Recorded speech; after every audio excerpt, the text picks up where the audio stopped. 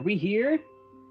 Are we live? Look at that. What's going on, everybody? I'm very sorry to start you off by seeing this, because this is a monstrosity. This looks less like what it's supposed to look like and will hopefully look like at the end of this live, and more like either something out of Beetlejuice or like Large Marge. That's what I feel like this looks like at the moment. But we're gonna fix it. We're gonna get there. I had to start with something, so this is where I'm starting from. I've got a styrofoam wig form here. I hollowed out the eye sockets a little bit, which is terrifying. And I made some of my fake eyes and popped them in place. So ultimately, I'm going to sculpt the face around it. Welcome, everybody. By the way, this is my first YouTube hosted live. I've done a ton of TikTok lives, but this is my first one on YouTube, and this is my first Patreon exclusive live. So welcome, everybody. How's it going? Can you see me, by the way? I don't think you can. I'm like hidden away over here. That's okay. You don't really need to see me. You're going to see my hands, and that, I'm sure, is plenty. You're going to see my hands, and you're going to see what this ultimately turns out to be. So feel free to drop a line in the comments if you're here. I'm still getting used to the system of going live on TikTok. Excuse me, no, on YouTube instead of TikTok. See, this is how getting used to it I am. So, you know, if you're here, give a shout out. We've got the chat open, I believe. It should be open and good to go. And, you know, feel free to let me know that you're here if you're here. I want to make sure I did it right. But otherwise, I think we're basically just going to dive right in. Let me know if you can hear the music, if the music's too loud, if the music's too quiet. Let me know if I'm talking too loud or talking too quiet. I've got my laptop here to sort of give me a bird's eye view of what's going on here, so I should be able to respond to any and all messages you have. And yeah, we're gonna feel this out together. So thanks for being here. It's an intimate live today. I looked and I was like, you know, you only have so many people who have subscribed to your Patreon yet, because I haven't even done a full launch. It's just still been the soft launch of like, psst, hey, it's there if you're special and you want to know about it. And beyond that, I haven't told the world yet. That's going to be happening this week. So I figured, you know what? Maybe that's a great way to sort of start things off. It's like, it'll be special just for us, and it'll be nice and quiet. You know, I don't mind activity. Feel free to flood this place with as many comments and questions and concerns as you would like. But I just mean that, you know, it's not like there are too many people here, and there aren't going to be, I don't think. So I thought that would be a nice way to sort of ease into going live for Patreon and learning what works and what makes sense for all of you. How's it going, everybody? I hope you're having a good day, by the way. Happy Thursday. It is Thursday. It is Thursday, my dudes. That's not the one.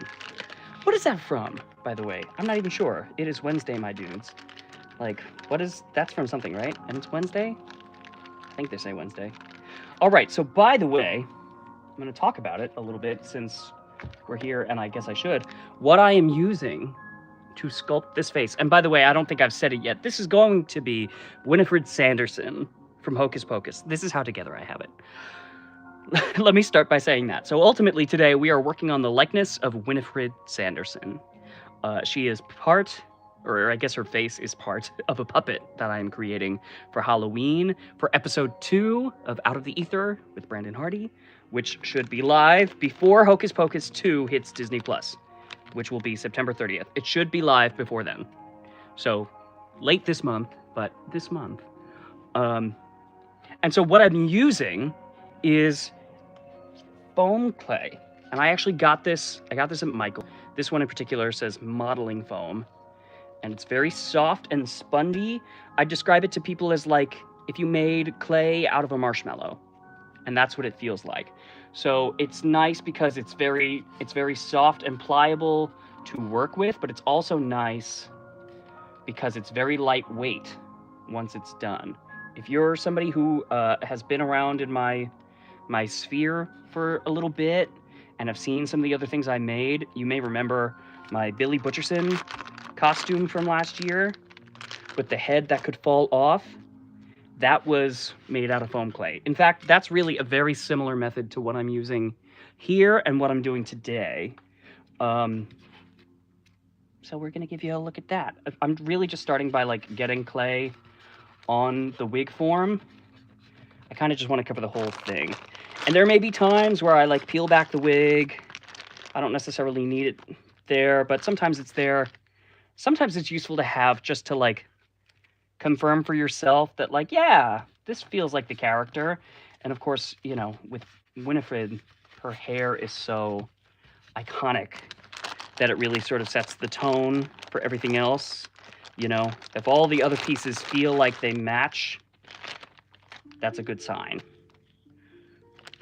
So yeah, I'm just globbing it on. I'm gonna try not to get it in her hair. Actually, in fact, already I may scoot the wig back a little bit, and then I'll scoot it back later once I'm not doing something that's like right on her hairline.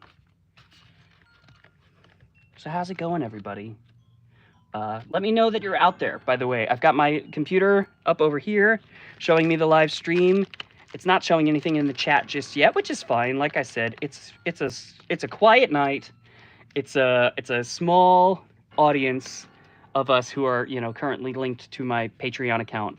But, you know, it just is good to test that the system is working and that I didn't somehow screw it up. So if you're there, you know, just say something. What's going on, everybody? So let me see. We've got most of her face covered. You can see I'm not being precious about this. I'm really just like getting it on there. There's nothing particular about this step that needs to be done in a meaningful fashion or a meaningful order. I'm just trying to get this thing covered. She looks actually like Mrs. Doubtfire right now. When Mrs. Doubtfire shoves her face in the cake. Is No, yeah, that's gonna be fine. I was like, should I do the neck? But I guess I do want to do the neck, because ultimately the puppet is gonna have a neck, but it's also gonna have the cape. And so the cape is gonna go around the neck a little bit, and you're not really gonna see like where the neck meets the body, and that's fine. But at least I know that there's something there. I will be truthful. In working on this set of puppets, because this is one of a set, I'm cutting some corners a little bit to get them done. One, because I desperately want to get it done fast. I want to get these puppets done before Hocus Pocus 2 debuts. And I want to get the episode out there. I really wanted to launch my Patreon with 2 episodes. One that was free and available to everybody, which is what I did with episode 1. But then I wanted a second episode that was Patreon exclusive right at the launch. That was what I wanted. But you know, life is a crazy thing, and I had to postpone the launch, and I had to renegotiate what I was doing and what I was making and how I was making it. And ultimately I was like, you know what, I'm just gonna do a soft launch first, and it'll just be the 1 episode, and that's okay, because the people who will sign up will be cool with that. And they'll be the ones who know that they can trust me to deliver a second episode on time before the end of the month. So that's what I'm doing. Oh goodness, already I'm destroying the work I did on the neck, which wasn't particularly important, but that's one thing that is worth keeping in mind with foam clay, is that it's very soft. So there are some clays that give you, like, I'm trying to figure out like how to show you. I'm barely even any resistance here. There are some clays that are really, really stiff, and some clays that are really, really great in terms of how resilient they are and how much abuse they can take. This clay is extremely soft to work with, but once it dries, has that great level of resilience. I have another one of these somewhere. I actually have a smaller, like, rounding tool, and I'm not sure where it is. I don't have it here. Whatever, I'm gonna work with what I got. And by the way, in case I didn't say it already, I maybe did, but I'm not sure. This live will be available for replay on my Patreon after this session is over. So if at any point in this you look and say, oh wait, go back, I missed that part, or if there's, you know, a question that I answer that you want to be able to access the answer to, that will be possible. That's one of the exciting things about Patreon. That's not something I was able to do on TikTok. They will, you know, they do have a system for like letting you download the live videos that you post. But there wasn't always, I didn't necessarily feel like I could just like post them on YouTube and have that one make sense. And, you know, it didn't necessarily seem like that was something there was an audience for. But on Patreon, I'm like, if I'm doing an exclusive live, I'll let it live exclusively there for all of you. That makes perfect sense. The other thing too is that on TikTok, they have different regulations about music and, you know, licensed music that you're using and whether it's okay or not. They have different regulations than YouTube. So I could sort of get away with doing like mini Disneyland fireworks shows on TikTok in a way that maybe wouldn't necessarily work the same if I went to go post them on YouTube after the fact. Because people have asked me about that in the past, and I just haven't really been able to sort it out. But here we are now doing Patreon exclusive lives on YouTube with Patreon exclusive music. This music that you're hearing in the background, assuming you can hear it, I hope it's loud enough. This is all original music from Out of the Ether. Music that I composed and that in some cases I had orchestrated by people who are smarter and better than me at music. It's funny because composing music is sort of new for me. That was one of those things where I was like, well, you're putting together a YouTube show. You gotta find music that you can play legally. But I had a very specific vibe in mind, because you know me, I like spooky things and Halloween, and there wasn't a ton of stock music that I felt like really hit the nail on the head for what I was interested in. And I was like, well, you know, if you're not hearing it out there, maybe you have to put it out there. And that was intimidating for me as a not particularly musical person. I mean, I'm a musical person, but like I don't play an instrument and I don't write music, you know, not really until now. I've written some things in the past, but nothing that I ever planned to like release for the public the way that the music from Out of the Ether kind of is. By the way, the eyeballs are just in here with some foam clay. I just kind of shoved them in. Oh, hello! Hey, Elliot, how's it going? Hello, Miss Silly Creature. Okay, there we go. Now we got the chat going. Sorry, it took me a second because I got distracted here. So now I know I gotta keep flipping back and forth. Also, I'm gonna rearrange my desktop a tiny bit because I've got some pictures of Winifred for reference on the one side, and then I've got the chat on the other. I've got the live stream here, just so I can see what I'm doing. So she does not look like much right now, and I promise you we will change that. Let me see if I can scoot her hair back forward. Another trick that I'm using, by the way, this is a very simple trick, is that I took some polyester batting. I'll just rip a piece of it here. You know, just regular batting like you would use in quilting. I took a bigger piece than this, but I folded it over a couple times and put it under the wig so that it sort of like sits higher, which makes the wig look fuller without having to actually do anything. You're basically just like shoving a pillow under it. And it makes a more robust, meaningful, you know, voluminous looking wig. And so that's just a good trick to know in general. Because, you know, this is a wig from Spirit Halloween. It's not particularly fancy.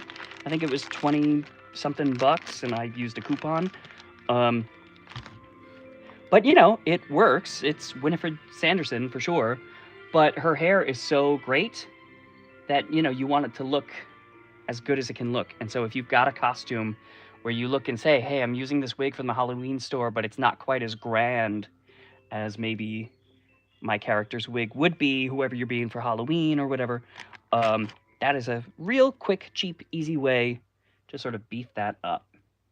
And speaking of beef that up, I'm gonna beef up her cheeks a lot, because Bette Midler has these great, like, round apple cheeks. Especially in this movie, she's got like blush painted on really, really thick. And one of the things that I'm kind of doing, I don't know if you can see, maybe if I wave my hand over here somewhere, you'll see it. I have a mirror chilling in the back here. Yeah, I guess you can see it. That lets me see my face.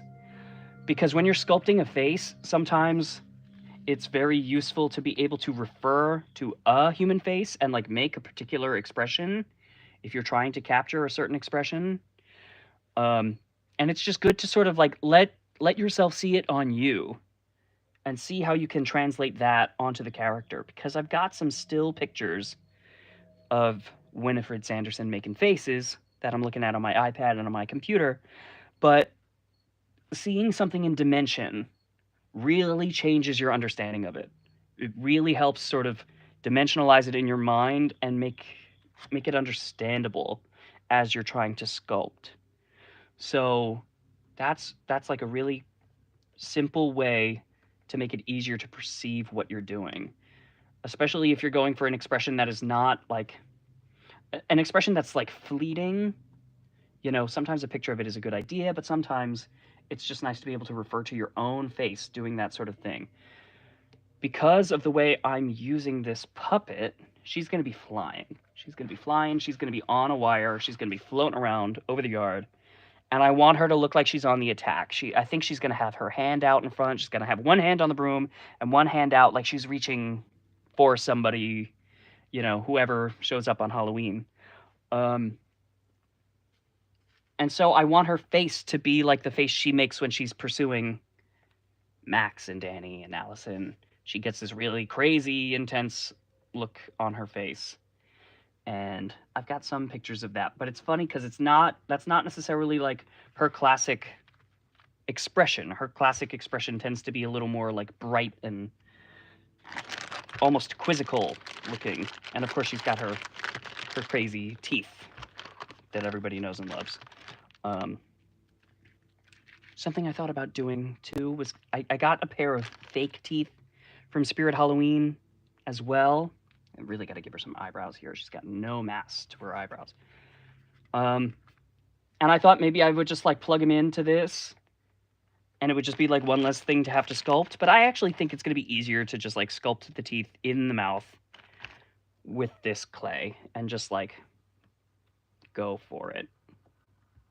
That's kind of what I think. But that is something you could do, theoretically. I don't know that anybody is sitting there taking specific notes, as in like, yes, I'm about to go sculpt Winifred Sanderson's face, and you've taught me all the specific secrets that I need to know how to do that. That's not necessarily what I'm going for here. I'm just kind of, you know, I was like, since I'm doing some robust sculpture for these witches, I was like, I might as well let people see what I'm doing and let them see what materials I'm using and what tools I'm using. And speaking of, I have a little bit of water here and a brush that I'm going to use sometimes to just kind of smooth things out. Like right now it's really lumpy up here, so it's kind of not, it's almost not worth doing yet, but I don't know. I'm kind of getting a feel for it a little bit too. Oh, there we go. And actually, even just having your finger a little bit wet, just not even wet, maybe just damp, and smoothing things out that way is a big help. One of the things that's true with foam clay is that it dries on its own. It's air drying. So once this is done, before I can paint it, I'm just gonna have to let it dry, which is okay. I'm gonna see, what kind of tools do I have here? I'm gonna adjust her eyeball a little bit, because I feel like one is looking slightly lower than the other. And I don't want her to be looking straight up. One of the things I'm trying to do is make sure that she's kind of looking out with a little bit of focus. Like, isn't that terrifying? Goodness. It doesn't look like anything yet, but it's just terrifying having the eyes peeking out of that nothing. But so all that is to say, it's good to have the eyes like slightly inward, because when you focus on something, not only do your irises like expand and contract accordingly within your eyeball, but your eyes move, they point in and they point out accordingly, depending on how close or how far something is from you as you're focusing.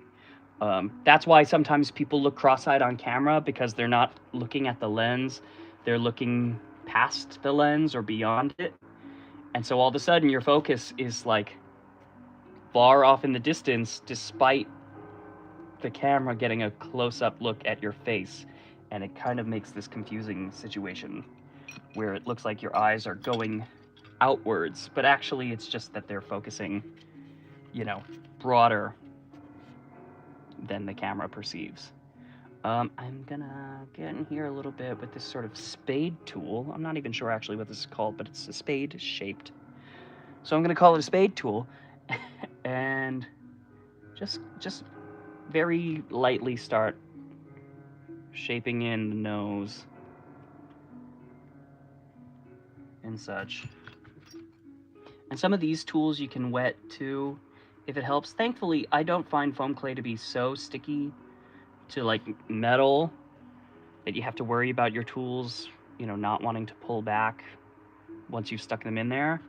But some materials can do that. I'm actually just using the side of this as like a little rolling pin, which probably isn't necessarily necessary for what I'm doing right here this second, but it feels good and it's working and it's doing what I want, so maybe it is. I'm gonna rough in her mouth a little bit too. She's always got that great sort of like heart-shaped lip expression going on, and I want to try to capture some of that. And of course, her teeth are a big part of that. The teeth are probably going to be one of the things that I do last, like for real, but I just kind of want to suggest to myself where they are. She looks terrifying right now. I promise she will look much better before the night is through.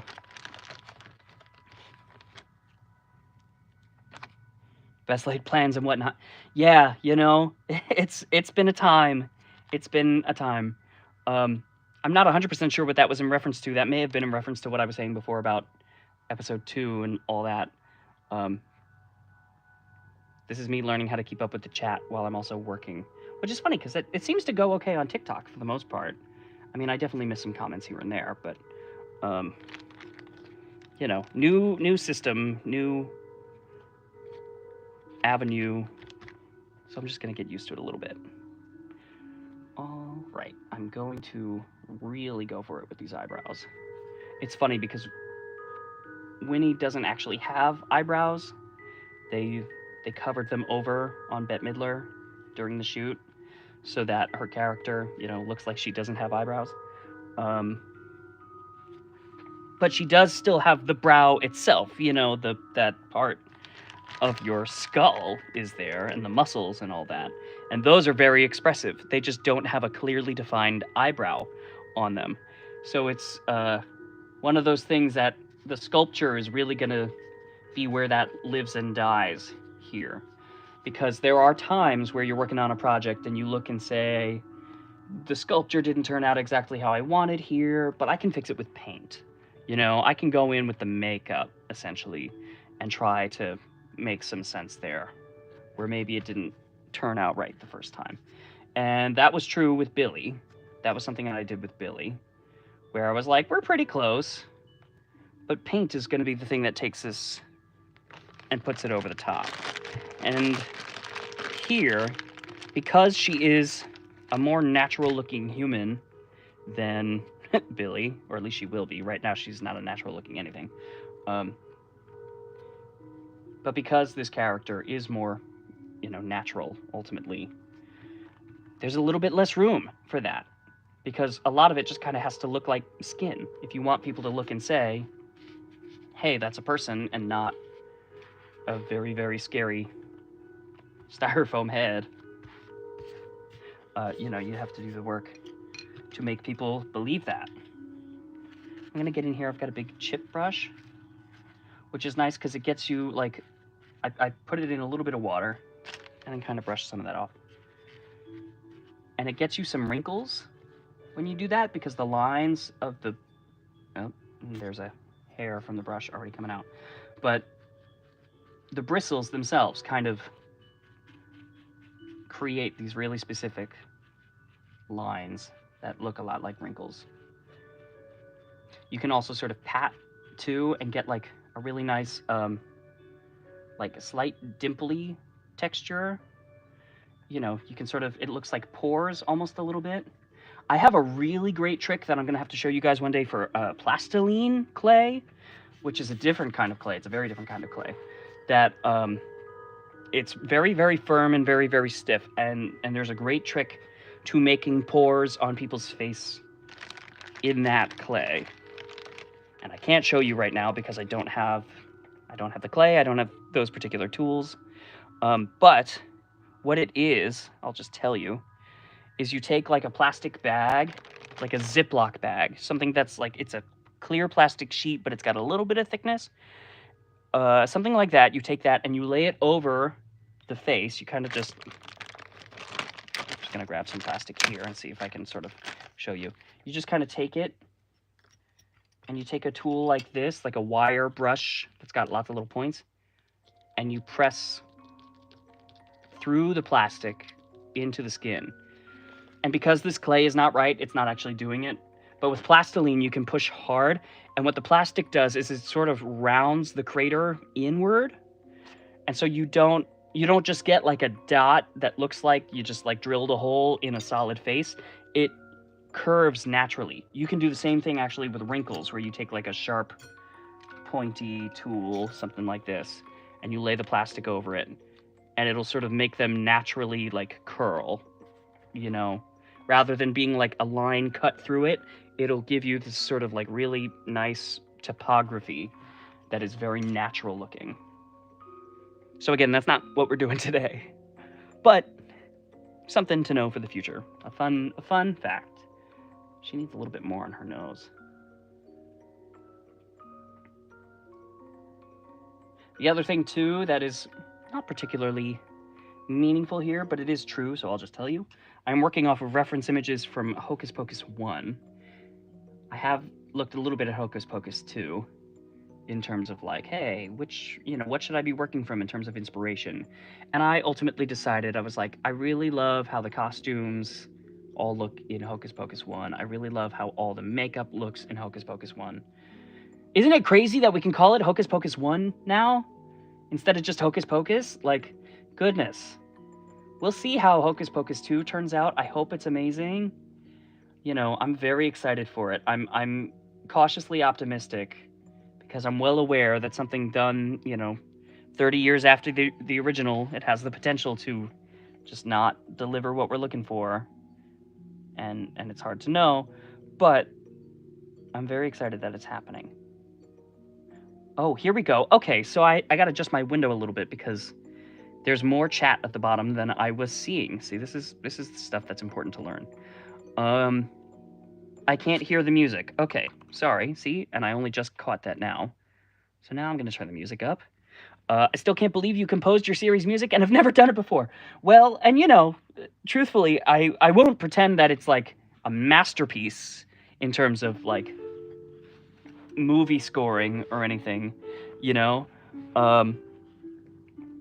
So maybe it is believable, especially if you sit and listen to it on its own. I think it works well within the context of the show, but I don't know. I personally enjoy the music to just like listen to. Like I was running some errands before and was in my car and the music just came on my phone because I guess that was that's the playlist I had playing, and I just let it play. To me, I like it. But, I also don't pretend that it's genius.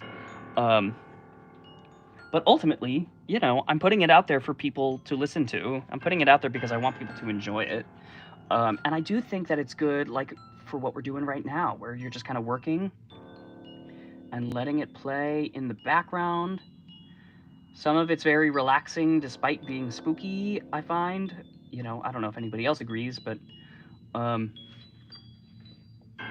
her one eyeball keeps wanting to drip down, and I'm wondering if I should just bring the other one down with it. Should she? Yeah, I think maybe I'll do that. Let me tilt this eyeball down a tiny bit.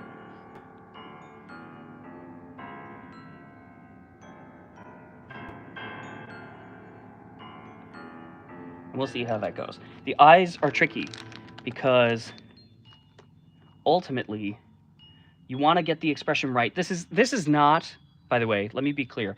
This is not the like wholly most complete and professional way of sculpting the face for a puppet. This is what I do when I'm working for myself. If you called me up and said, hey, I'm a Broadway show and I have a Broadway budget and I want to make a face, this is not what I would do.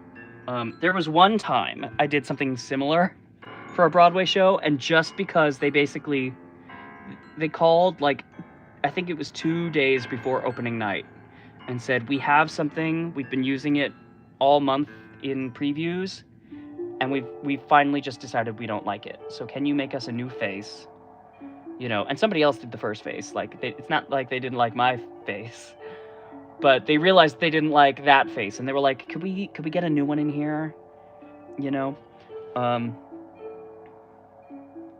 And so I was like, okay, fine, but there's not a lot of time, so I'm gonna have to, you know, I'm gonna make one, and that's gonna be it. You know, you better like it, because there's no going back. We don't have time to try again. And that one I actually sculpted in solid foam.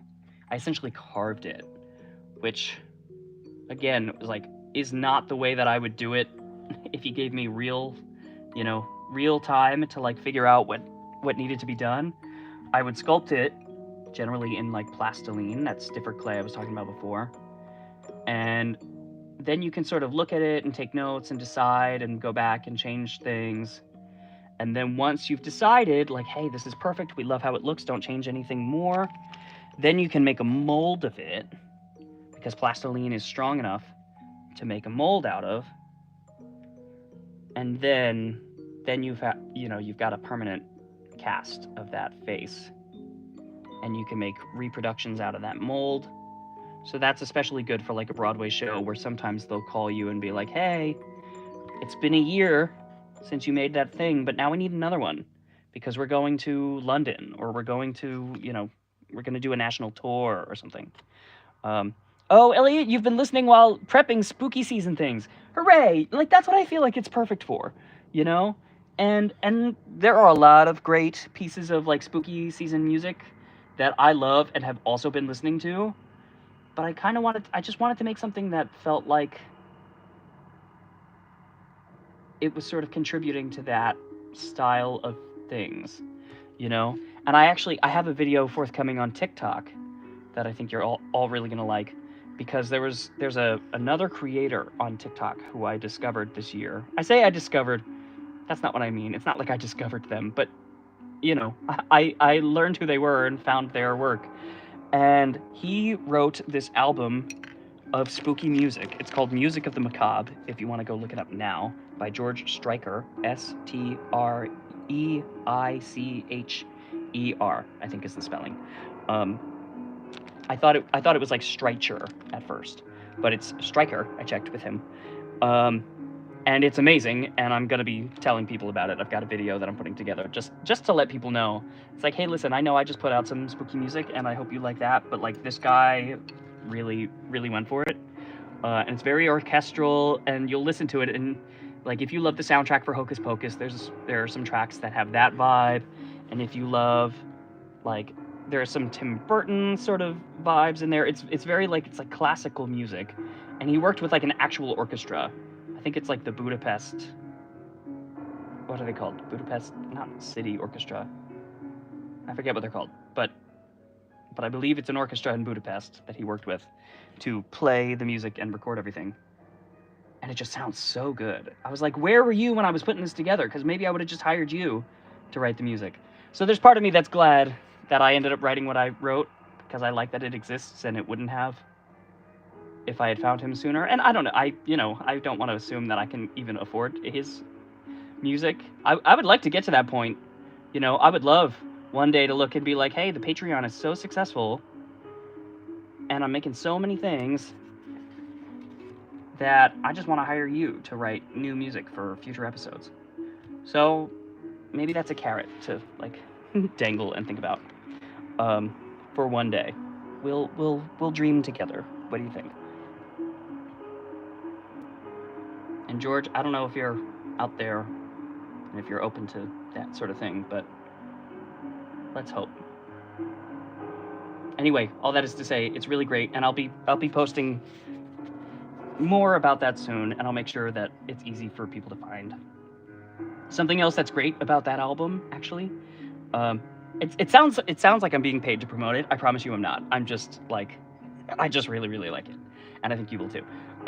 One of the things that's great about it is that he released, like, there's a digital version, of course, but it's also on CD, but it's also on cassette. He released it on cassette, and the cassette tape is orange. And I don't know if there's anybody else who, like, feels... It just felt like a total throwback to me. I was like, oh, I definitely had spooky, like, cassette tapes growing up that were, like, orange, and, maybe there was one that was, like, the Monster Mash that was, like, green or whatever. And it just felt like such a relic. And I was like, oh, that's so funny, because this is brand new music and a brand new cassette. And I even wondered, I was like, where did he get these made? Like, who even makes cassettes anymore? I didn't know that anybody did. But apparently somebody does. And thank goodness, because I just thought it was such a lovely, like, stroke of whimsy. What is that? Oh, that's the cap of my foam clay falling over. Yeah, that is a throwback, right? Like, I thought it was so great. And that was the thing too. I went to go purchase my, purchase. And I think at first I was like, maybe I'll just do the downloads. I don't have a CD player currently at the moment, at least not that I know of. So I was like, digital download is fine. But then I saw that there was one where it's like, if you buy it at this level, you get the CD and you get the orange cassette tape. And I was like, I absolutely need the orange cassette tape. And I was like, I don't have anything to play the orange cassette tape on, so I'm looking on eBay now. I'm like, I gotta find something there for a couple bucks, just for the vibes, because I'm sure it sounds great on there. Cassette sounds different than MP3. But I was like, if for no other reason than the novelty of just like wanting the orange cassette tape as like a prop, just to have it, I was like, yeah, for sure, I gotta do that. Something that I'm going to try to do here is I'm going to try to do some work on her left side, because I am right-handed, as you maybe see, and I find that I'll sculpt the right side of something and feel really good about it, and then look and be like, now I got to do the left side, and suddenly I feel less in control because I'm like reaching across. But I find if I work on the left side of something first and I do a decent job there, it's a lot easier to match it on the right side where I'm in control than it is to do great work on the right side and then try to live up to it on the left. So that's just like a fun little tip and trick.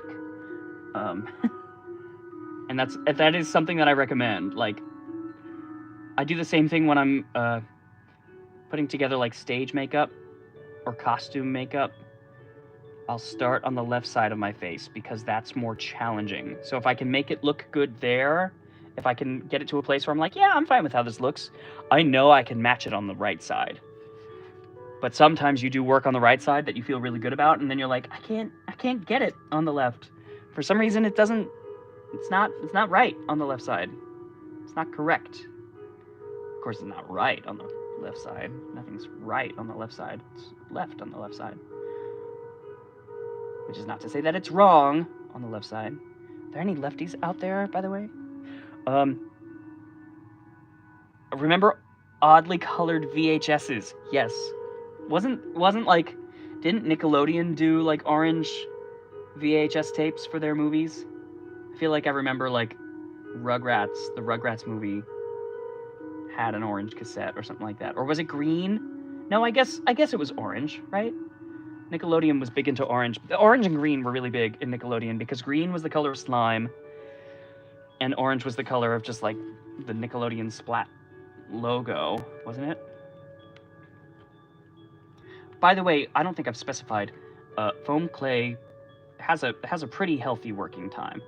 Like when I decided to go live with this, I was like, well, be prepared. You might be live sculpting for like 3 or 4 hours. I don't know if that's gonna be true, but I wasn't concerned that the clay would dry before I could finish it. You know, it'll still be soft and spongy for a while.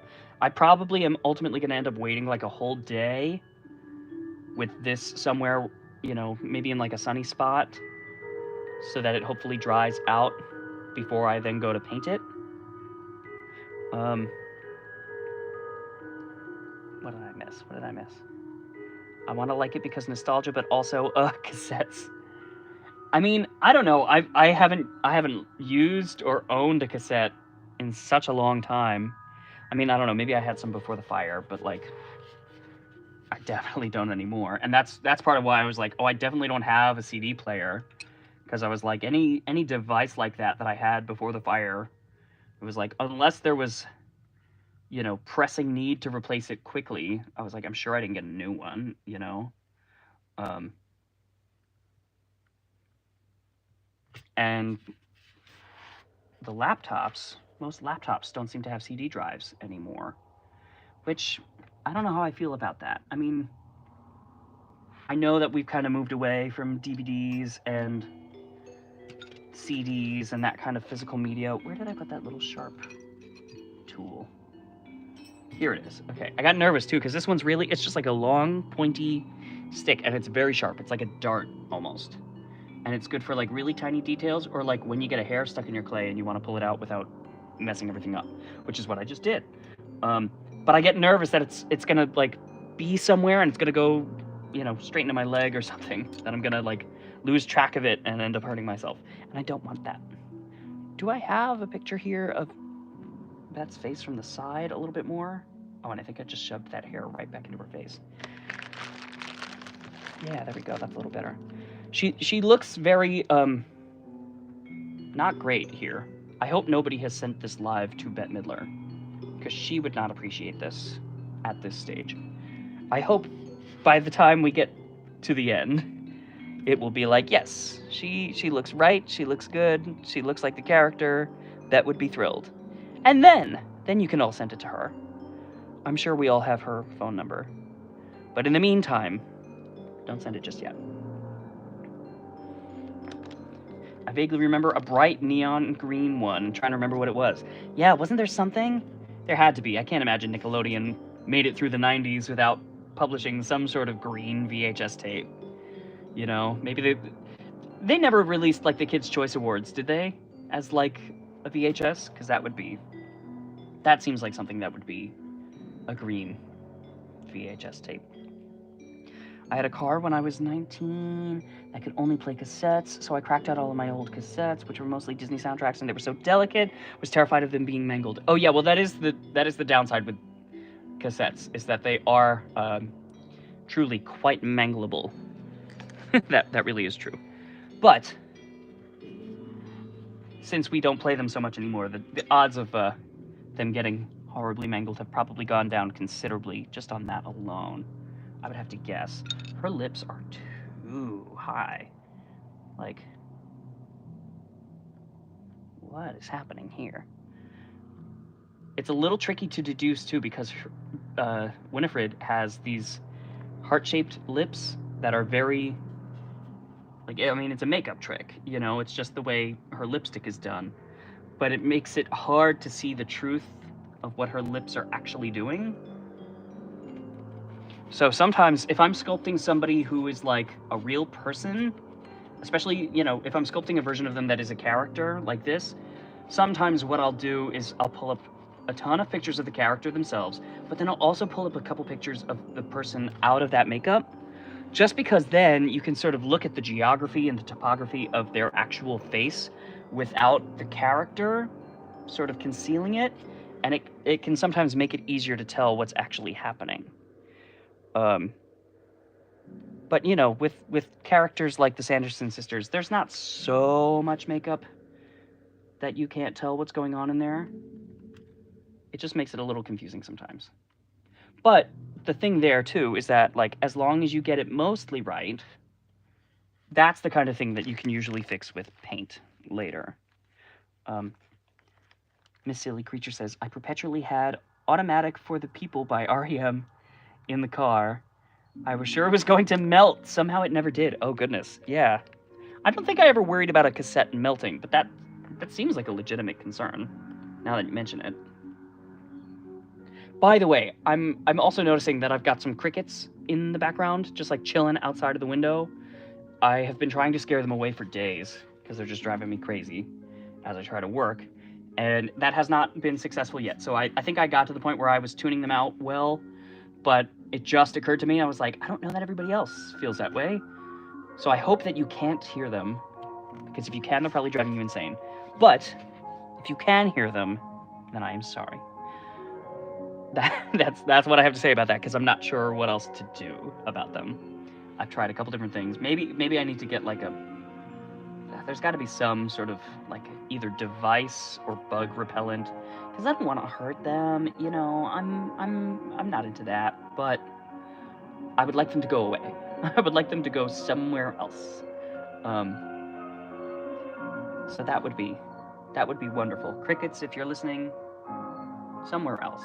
By the way, this is a little sneak peek, this particular track, of some music in episode 2. This might be like the opening of episode 2. Spoiler alert. It's a little bit of a remix of something you've heard before, but I maybe prefer this version. But this was not the initial version. This was not the original version. You know, sometimes you hear a melody and you write it down and you play it out and you get it recorded, and then later you look and you're like, oh, that's what it was supposed to be. Like, that's where it's meant. That's how it's supposed to sound. And then you just like put out a new version. But I'm glad we have both. The other one is meaningful too. But this one I was like, oh, it's very spooky. And it makes me think of like the beginning of Hocus Pocus. I can't hear the crickets on my end, but I'm sorry they're driving you insane. No, that's okay. I'm glad you can't hear them. They're not driving me that crazy today. I think because I'm talking and I've got music going. But for some reason, a lot of the time when I work, I just forget to put music on. Does anybody else do that? Because sometimes, like, I've had people look at me, if I'm working in somebody's studio or working in somebody else's shop, sometimes they'll be like, all right, I'm going to leave you alone and let you work on your thing and make your magic, and I'll come back and see how you're doing later. And time will go by, and they'll come back in, and they'll be like, you're sitting here working in silence, and you don't have headphones in. Do you not listen to music while you work? And I was like, honestly, when I'm working, if I'm really getting into it, sometimes I just, like, don't, like, everything just zones out, you know? I wouldn't have heard the music anyway. So sometimes I don't realize that I'm not listening to anything, and then I look and I'm like, you've been working here for like 7 hours straight in absolute silence. So that's not what's happening today. I was like, for your sake, for everybody's sake at home, I was like, I gotta play something in the background, right? But a lot of the time, apparently, I guess that seems to be how I operate, is I just like, I don't know, I don't always need the music. Actually, wait, now I think I can hear them. Oh, you can hear the crickets now. This is because I said something. I'm sorry. That's the whole reason.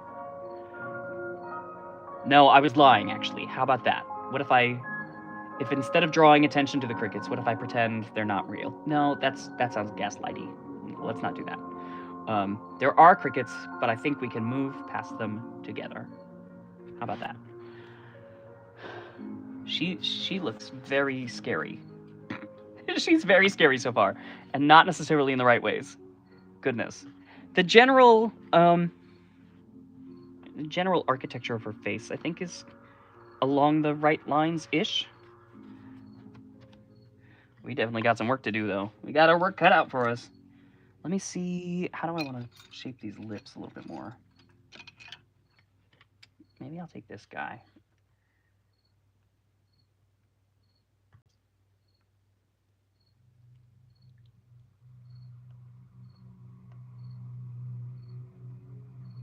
By the way, since we're listening to music from out of the ether, I don't know if anybody's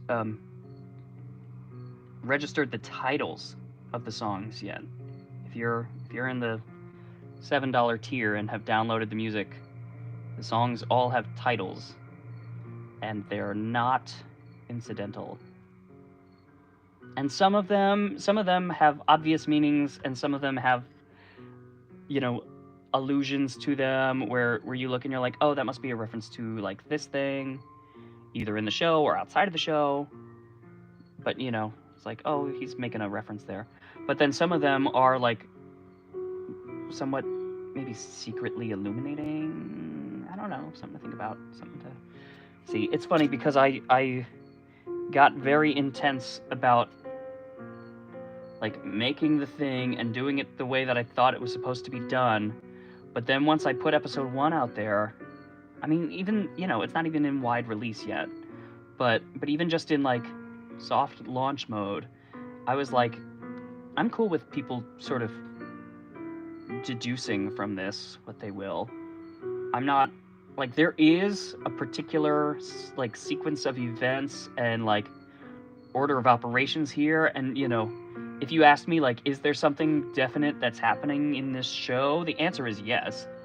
But I'm also like, I feel totally cool with people being like, I'm seeing this in it, and I'm reading this into it, and I think this is what's going on.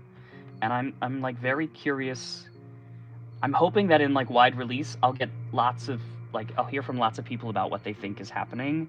And I hope that I hear some people who like totally nail it, and I hope I hear some people who are like telling me things that I never ever thought of that they see in this. You know, I think that's how I feel about this particular project. Is like I would enjoy a mix where it's like, oh good, I was able to communicate to at least some people what I was going for, but then also that there are other people who are like, I took it as something totally different and found a totally like you know, not unrelated, but I guess, you know, unforeseen interpretation. You know, I'd be curious for that. I don't know if anybody else is gonna put that much thought into it, but if they do, drop me a line.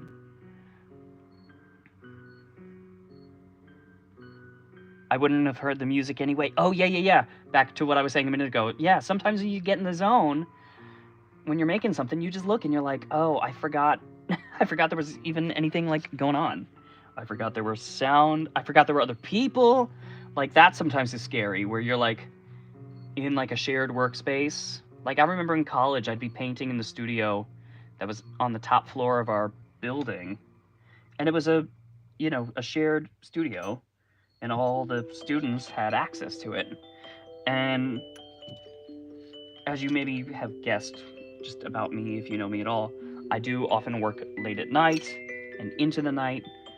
And sometimes you'd be up there and it would feel quiet and you'd get so lost in what you were doing, and then look up and there's somebody else there, and you just like forgot that other people were around, and it would freak you out, or freak me out. I don't know if it freaked other people out. Freaked me out. I'm smoothing out some of her face. I know I said I was going to try to do the left side, and I'm clearly not doing that, so I gotta make up my mind that that's what I'm going to do. And I'm going to see if I can find a different angle of Winifred here on my iPad. She does not look real from the side. Right now, her proportions are very unreal. And I mean, from the front too, but like, in particular, from the side. But the great thing about clay is you can reshape it.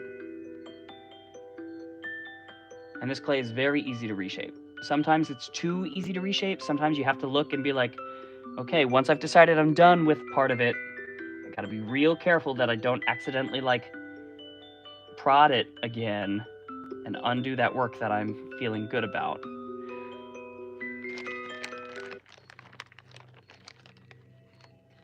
And by the way, I don't know if anybody has any questions that they want answered, either about what I'm doing or, you know, or just about life in general. But feel free. You know, that is part of the advantage I find of going live, is that you get to talk about the things that make sense relative to what's happening in the given moment, but sometimes you also like find the spontaneous bits that, you know, you couldn't have planned for. I'm gonna try. Oh, look at this. The foam clay is like sticking to the wig. Oh, and I just dropped my T-pin. Did it fall to the floor? I kind of want to find that one because I need it, and two, because I don't want to find it later on accident when I like go to step on something. Here it is. I'm gonna bring this down a little bit. There is a little bit of clay getting into the wig, but I'm not really worried about it. I just kind of wanted here, like I was saying before, just as sort of like a suggestion of the rest of Winifred, just to make sure that, you know, sometimes you'll sculpt something without the wig on it, and then you'll go and you'll put the wig on it, and you're like, whoa, that totally changes it. And sometimes that's great news, and sometimes it's not so great news. Sometimes you're like, I did all this work, and the wig, it doesn't work with it. And I don't want that, especially where her wig is so, you know, intensely part of her character. This is like, this wig in particular, Winifred's wig, is really well known. That is an important element. Where's my little pointy thing? Here it is. I'm gonna put this one like off to the side or something so that I don't keep losing it. Also, I don't know, in case anybody's noticed or wants to notice, I made this little stand here today because I knew, I was like, you gotta sculpt on something. So it's just a dowel on a little like wooden plaque that I got from Michael's for a couple bucks. And what I did was I, you know, drilled a hole through and screwed it up from the bottom. I put 2 screws in there so that it wouldn't spin on this, because sometimes if you just put 1 screw, you know, it'll spin and it'll come loose and come undone. But I didn't want that, so I put 2 so that it can't spin. But then I sprayed it with walnut wood tone so that it looks like it's like nice and has, you know, sort of a wood stain finish on it. But actually, it's nothing that fancy. I'm trying to see if there's another spot. Do I have another picture of her making the particular face? Yeah, here we go. This is from like a slight angle.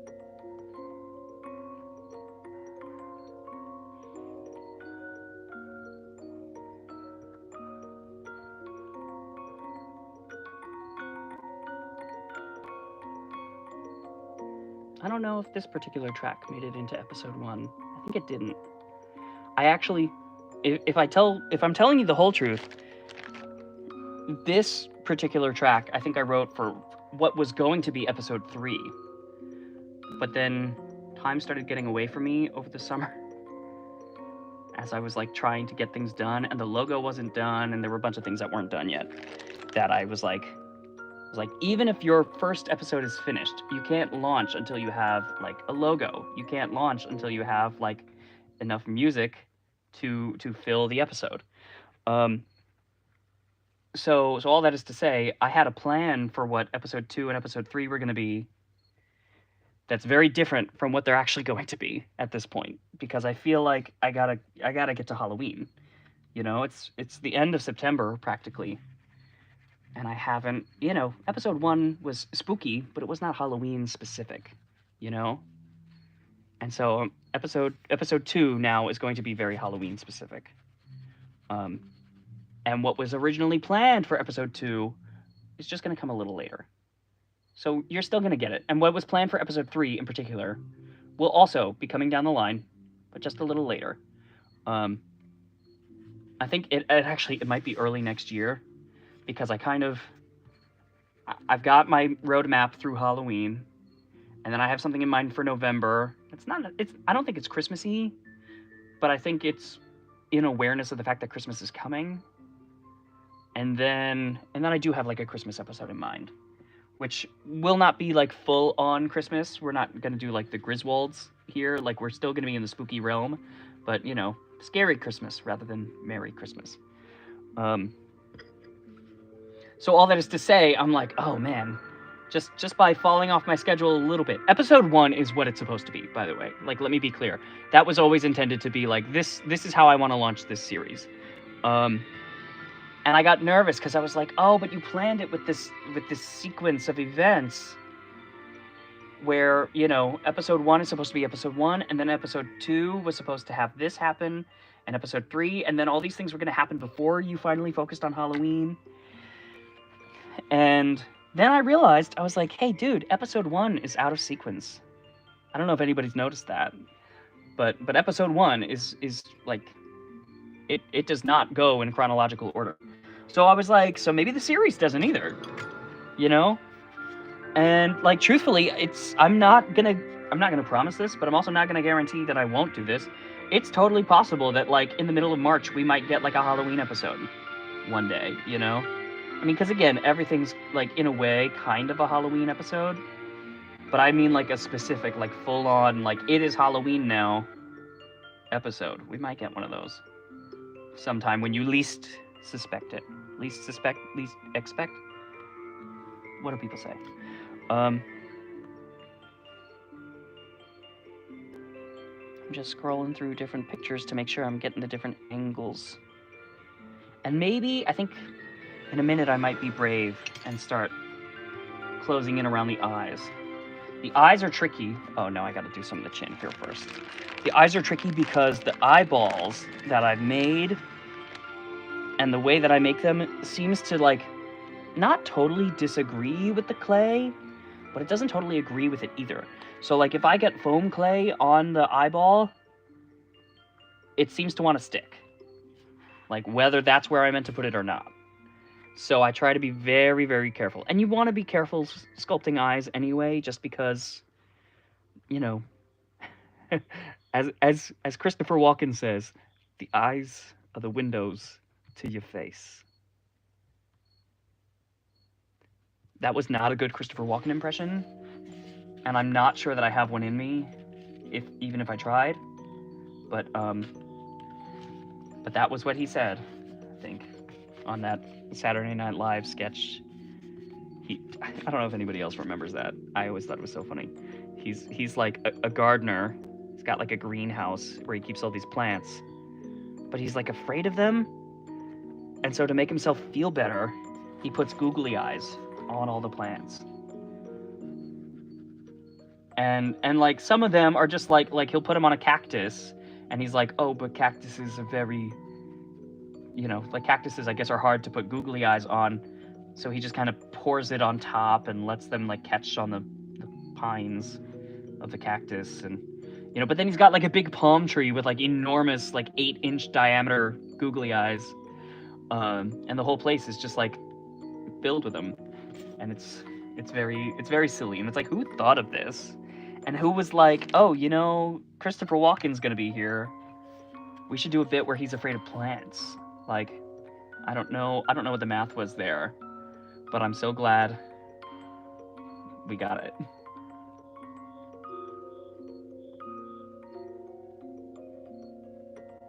Uh-oh, she's like, got a little wound opening up in her face. Hold on. Don't worry, Bet, we're gonna smooth that out. She's not there yet, really at all. But I think you could tell who she's supposed to be, right? At least there's that. I haven't seen that, but I still LOL'd. That's some very Dragon Con energy with the googly eyes. Yeah, it was very silly. And like the other part, I think, on top of like knowing that Christopher Walken like looked at a script and saw that and was like, yeah, I'll do that. That sounds fine. Even funnier to me is that there was some like 35, 45-year-old person who was tasked with coming up with ideas for Christopher Walken on Saturday Night Live. and was like, I'm gonna pitch this. Like, I'm gonna pitch this. And like they went home and they told their spouse, like, what do you think? Like, this is one of my ideas.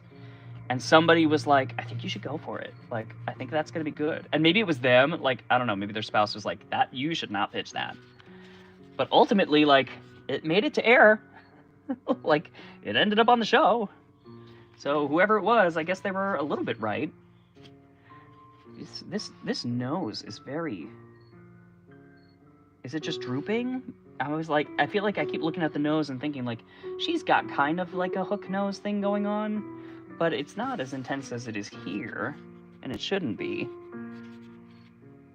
But maybe the clay is just sort of like drooping on its own.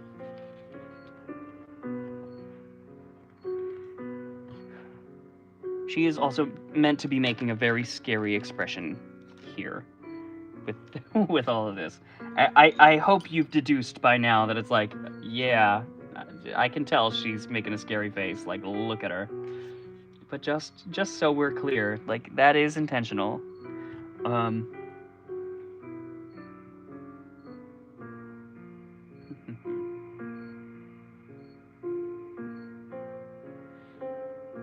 Teeth are very funny in foam clay because they're so puffy. Like, and part of what's nice is that you can sort of just like draw the lines between the teeth, and it'll kind of like dome out properly and create sort of like the rounded front of the teeth. But with somebody like Winifred Sanderson, whose teeth are so particular and iconic, I really want to make sure that I get that right.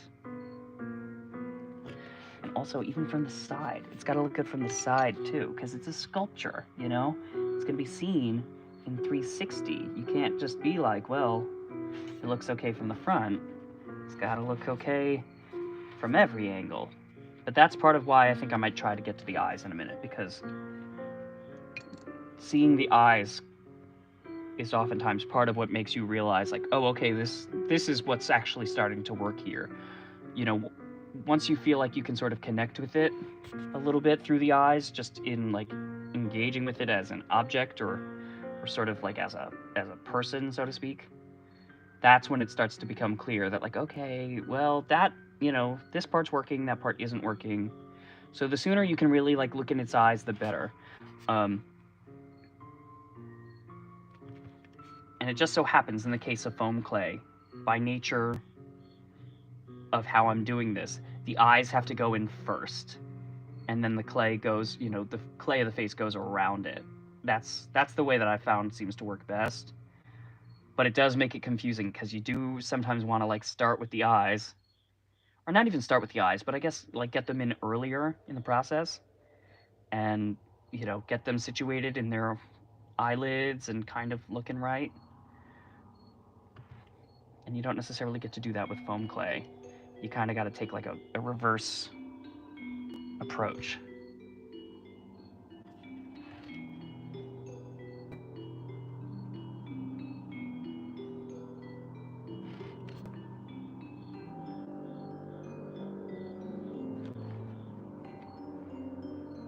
Does she need more or less forehead? I guess she needs a little bit less, but I don't want to pull it too far.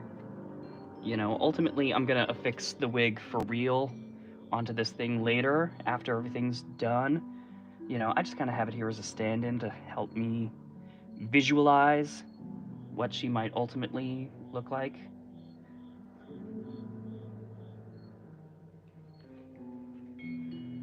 And I am using a little bit of the water on my hands just to help me smooth things out. Something else that's true, I don't think I've mentioned this yet today, foam clay, I think it's really meant for working with EVA foam. You know, it's not really necessarily meant for just like fully doing something, you know, on its own, of its own self like this. But so the way that you get it to stick to EVA foam is by brushing water onto the foam and then putting the foam clay on top of it. And the water makes it sort of stick to the EVA. And ultimately, that's really the great thing about foam clay, is that when it dries, it dries like EVA foam, and it's got that kind of sponginess to it. It's firm but a little bit spongy, and you know, I've seen and done pieces with foam clay on EVA where by the time everything's, dried, it feels like it's like one and the same. It just feels like it's all, part of one thing. So that's a really nice perk of foam clay. But I'm saying it like it's a perk, but actually, like, I really think that is what is meant for. That is how it's supposed to be used. The fact that I'm just like taking a styrofoam wig and like putting foam clay on top and making a face out of it, I don't know that they necessarily planned for that. I don't know if that was necessarily what they thought people would do with this. But it does work. And I guess the first time I really did that was last year with Billy. Because I think I only discovered foam clay in 2019. Puppet designer James Ortiz turned me on to it. He introduced it to me. We were working together on a giant crocodile. Ended up being like 35 feet long. Was that what it was? Something like that, right? He had like a big, like 12-foot long front. Maybe it wasn't 35 feet long. Maybe it was 25 feet long. But he was pretty long. I don't know. The tail was 18 feet, and I think the front was like 12. Something like that. I don't know. It was big. And we did a lot of work with foam clay on that. James Ortiz is the puppet designer who did the current Milky White in the current production of Into the Woods on Broadway, the concert production that was starring Sarah Bareilles, but now is starring, I almost said Heather Headley. No, Heather Headley was in the concert. Now, Stephanie J. Block is in it. There we go. Could not think of her name for a second. Her cheeks are not, I mean, they're definitely not even, but they're also not right yet. Anyway, James Ortiz, puppet designer. He's also on TikTok, so if you don't follow him, you should. He makes crazy, crazy things. And I've been lucky to work with him on a few of those crazy things. I guess we met when he was designing the puppets for Hercules at, in Central Park. We did Hercules at the Public Theater. Was that summer 2019? I guess it was. Goodness. It feels somehow like longer ago, and also like it couldn't have been that long. But he was designing the puppets, and he needed some extra help. He was like, we're getting down to the wire, and I need people who can build fast and like get things right and just like solve some problems. And somehow I got brought in, which is funny because who calls me when you're trying to solve problems? But apparently they did, and it was great. It was a great show. That, I have to say, honestly, I was very nervous at first. Not about working on the show and not about saying yes. I was nervous that the material wasn't going to translate. Like, it was such a weird idea to have like a Disney movie at Shakespeare in the Park, and for it to be Hercules, where that was like the first stage adaptation that they had tried. I was like, who made this decision? Who looked and was like, you know what Shakespeare in the Park needs? Hercules. But somebody did, and ultimately I'm glad they did, because as we got further and as things came together in rehearsal, it was like, oh, this is great. Like, they made some changes at first where I was like, is that going to be weird? Are people going to go for it?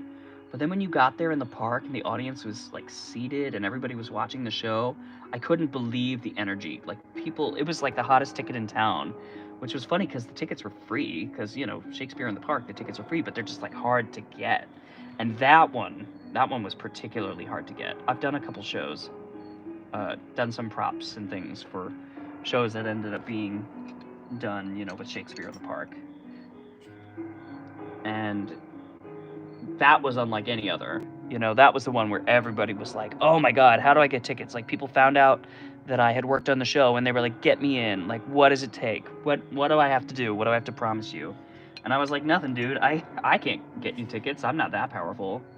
But I was able to get myself a couple tickets. I mean, not myself. Like, they offered me a few for, like, me and family and friends.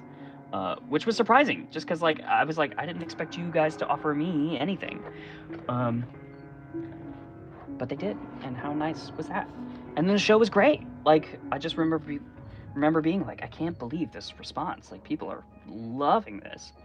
And really, it was really great. And the puppets were cool too. Like I'm barely even talking about the puppets here. Like the puppets were cool.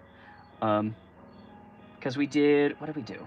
We did Zeus and Hera. Like Zeus had the giant statue in the movie, and they wanted some like equivalent of that.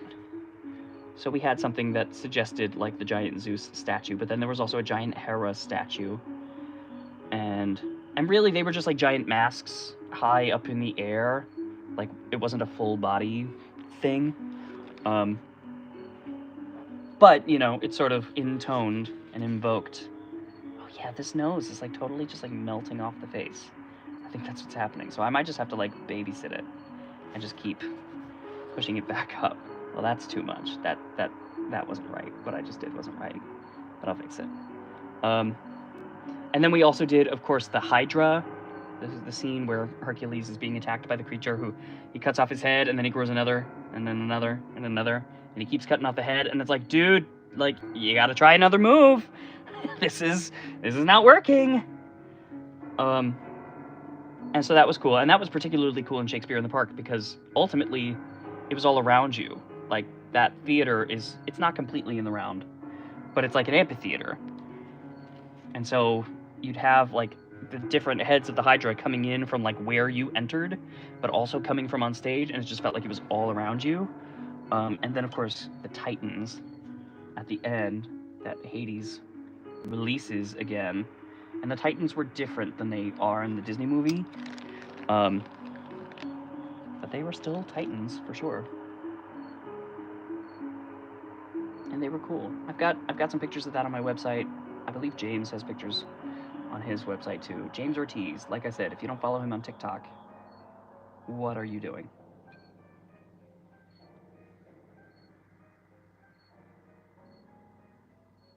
And also, if you don't follow me on TikTok, what are you doing? I don't think there's anybody here who follows me on Patreon who doesn't follow me on TikTok, especially because I only told like a fraction of people on TikTok that I even launched the Patreon already. So by definition, I'm pretty sure you have to be here from TikTok, but just so it's said.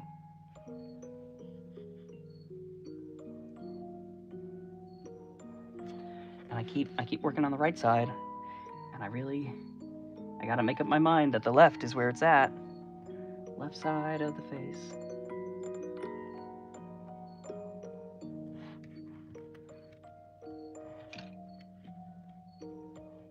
Yeah, you can see from the side, her nose is very flat. It's got like it's like falling off like a cliff. I'm not 100% sure what I'm gonna do about that. I might just have to take some of the clay off, because it seems like there's too much weight or something. We'll sort it out. Also, are her eyes too far apart? What's happening there?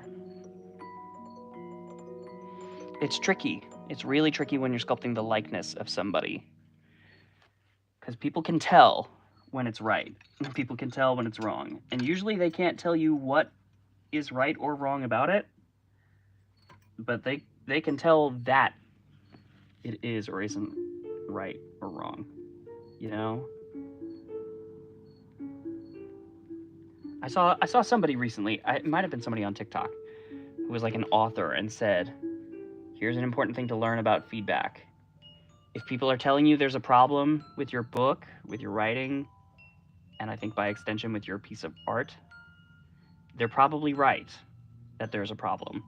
But if they tell you what the problem is, there's a really good chance they're wrong about what the problem is. And they kind of said that with the caveat of like, you know, unless they're a writer themselves, or unless they're, you know, an artist themselves, like sometimes, you know, people who are like professionals have an easier time identifying what the issues are and, you know, isolating that from the rest of what's going on. But they said, you know, if you're not one of those, and you're trying to diagnose for somebody the issue with their project, a lot of the time it's very easy to, like, it's easier to tell that something is incorrect or not working and be correct about that, but it's a lot harder to be correct about why, you know? So they basically said, like, if somebody's telling you there's something wrong with your book, listen to them when they say that. But if they tell you why, you maybe don't have to listen to that. Or, you know, take it with a grain of salt, at least. But if they're telling you, like, hey, something's not working here, they are probably correct about that. And I was like, oh, interesting. What an interesting thought. And I feel like that's a little bit true. You know, I mean, it's hard to say, case-by-case basis, I guess. But I was like, yeah, I've seen that, where, like, somebody tells me, hey, something's not working here. And then they try to tell me what, and I'm like, are we looking at the same thing? But then somebody else will come along and be like, hey, something's not working here. And I'm like, well, you're the second person to say something's not working, so there's a good chance something's not working. Yeah, if we could be here, if we didn't follow you on TikTok. Yeah, as if we could be here if we didn't follow you on TikTok. Exactly. Sometimes the best feedback is, I didn't like this at this exact part, and maybe it made me feel like this. That also allows a creator to fix the problem within their vision. Yes, you know, that sometimes I think is really important. It's like, it is okay and good and sometimes even healthy, you know, especially if somebody has solicited feedback, to tell them, you know, like, hey, this is the part that did blank for me. You know, this is the part where I thought something wasn't, you know, something was amiss. This is maybe where you lost me. But it is good then to, like, give them the latitude to sort of try to solve that problem on their terms. Because, you know, sometimes you look and you're like, someone will give you feedback about something and you're like, actually, that's what I wanted. Like, I don't consider that a problem. I consider that the goal, you know? Like, it worked. If that's how you felt, it worked. And the fact that you felt like that was a problem maybe is just your opinion. But at the very least, yeah, you know, sometimes it's easy to tell somebody what you think is wrong with something, but sometimes they don't need to hear what's wrong with it. They just need to hear that something's wrong, and then be able to go off and problem solve on their own. You know, it depends. Like, some people will, and I think people generally will tell you, like, if they want to hear specifically what you were thinking the solution might be, it can be easier to ask for that. But sometimes they're like, okay, good to know that there's something that's not working, but now I've got to solve this problem on my own. You know, or that they want to, or they want you to feel like they can be trusted to solve problems. You know, I think that's true just in life as well, that, like, this is a funny reference to make with regards to that, but has anybody here seen that episode of Parks and Recreation where, what was it, Anne, who was, like, complaining about Chris always solving her problems, and it was like, I just want you to be like, man, that sucks. Like, you don't need to solve the problem for me. I'm a human adult. I can solve problems. But sometimes I just want to tell you the lousy thing that happened and have you empathize. So, you know, it's a little bit like that, where it's like, you don't need to tell me what the solution is, but I'm glad you brought it to my attention that there's a problem, you know? Thank you for saying that chapter in my book, you know, didn't work for you. But, like, I'm an adult. I can figure out what's to be done about that. And sometimes the answer is, like, nothing. Sometimes it's like, that's just your opinion, man. You know? I remember I showed some people my logo for Out of the Ether. And initially there were some things that people were, like, concerned about in an earlier draft. And I was like, okay, let me write that down. Like, okay, that makes sense that you would say that. And, you know, now that you mentioned this, yes, I see it, and maybe we should address it. And then I came back later, after there was a later draft, and they were like, this part is still like this. You didn't fix this part. And I was like, I actually don't think that part needs to be fixed. I was like, if that part's doing what you said it's doing, that's what I want it to be doing, you know? And I'm sorry if you don't like that necessarily, you know? It seems like that maybe isn't to your taste, but like that is what it's supposed to be. It's funny, I'm adjusting the focus of these eyes a little bit, and I feel like it's making a big difference. And she's still very much like not right and not close and not Winifred Sanderson, but like, I don't know. Yeah, I'm like seeing it on screen, and I'm like, on screen it doesn't look it doesn't look like her yet. But in person, something just changed when I messed with her eyes like that. So that's good, at least.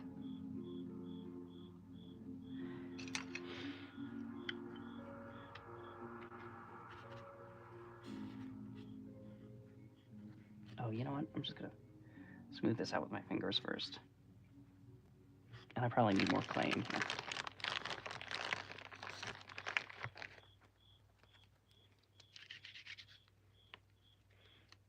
It's funny because looking at these pictures of Bette Midler in costume, her forehead feels bigger than it is. Like it's sort of a trick there. And I think it's just because of the eyebrows. Because she has no actual eyebrows, that your instinct is that like she has a really big forehead here. But it's like, no, it's just that whole plane of her face is not broken up by anything. So it feels like it's bigger, but actually it's, you know, like her hairline is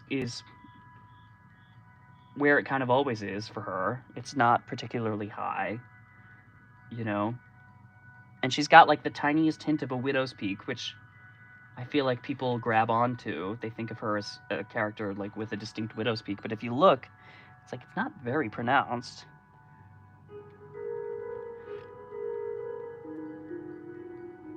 But the lack of eyebrows really throws off your perception of her face a little bit. And like I said before, her wig is gonna come down on here from where it is now, but I just don't want to do that too much while the clay is still wet. If you hear that rumbling in the background, that's the train going by. That happens many times a day. And I'm just super used to it at this point. I barely even noticed it. I'm surprised I even noticed it then. But if you are like rewatching this live, or even just watching it for the first time and have been like, what's that rumbling that comes by every so often? That's what it is.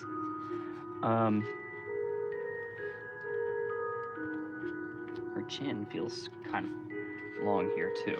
Part of what's tricky is that I'm trying to capture her in an not just an expressive moment, but an active moment too. Like, I don't want it to just look like she's making a face and sitting there. I want it to look like she's making a face as things are happening. And I think, you know, the rest of the puppet will help sort of tell that story more clearly. But you still want it to read in the face. You still want to look and be like, yeah, it feels like this is sort of mid-moment. Not that it's just like she picked a face and stuck with it and her whole body is moving, but her face isn't, you know? Because the puppet will be moving. As puppets love to do. Part of what's helpful too about having a mirror is that you can sort of, oh god, this nose, really, it's just absolutely melting. I'm gonna have to do something about that. Sorry, part of what's useful about having a mirror is that it can be helpful to just sort of like confirm against your own face, like what muscles are where and what structurally something might do in dimension, even though like the shape of my nose and the shape of like Bette Midler's nose are really different. You can still sort of like get a sense of like, maybe this part like back behind the nostrils, like maybe that should go deeper in the face. Because even if it doesn't feel exactly 100% like the person you're trying to make it look like, at the end of the day, it absolutely has to feel like a person at the very least, you know? It's like, even if you're the wrong person, it should still be a person. So that's, you know, sometimes sneaking bits of your truth into there, the truth of like your face, is a good way to sort of make that feel like it's happening. Because again, this would be a lot easier and a lot better if Bette Midler were sitting here in the room with me, letting me, look at her face as I'm trying to sculpt it. But she was not available for my live, so I'm working with some pictures, and I'm working with me.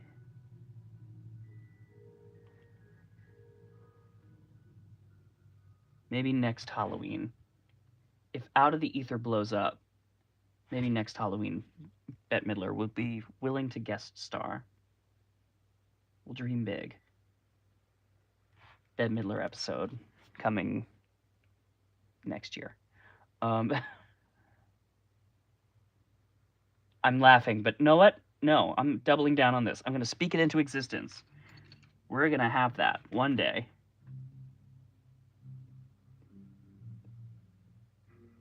And she's going to look and be like, what did you do to me with that puppet? Why? Why did you make me look like that? And I'll be like, that's what I had to work with.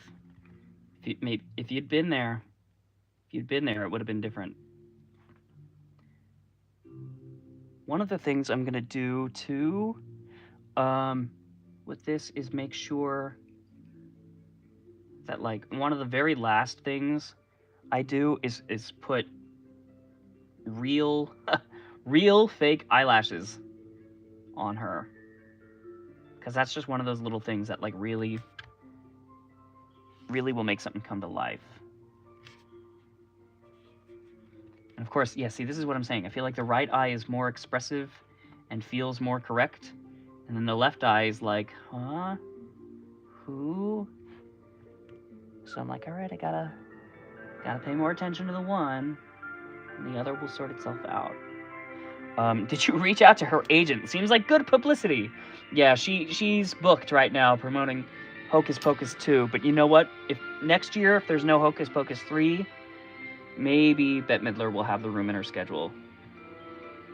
I have to tell you, a couple years ago, she was on Broadway doing Hello, Dolly, which I had never seen, but I'd seen Wall-E, so I was like, okay, I'm interested, and I've seen Hocus Pocus, so I was like, Bette Midler, like, already I'm sold. I don't care what show it is.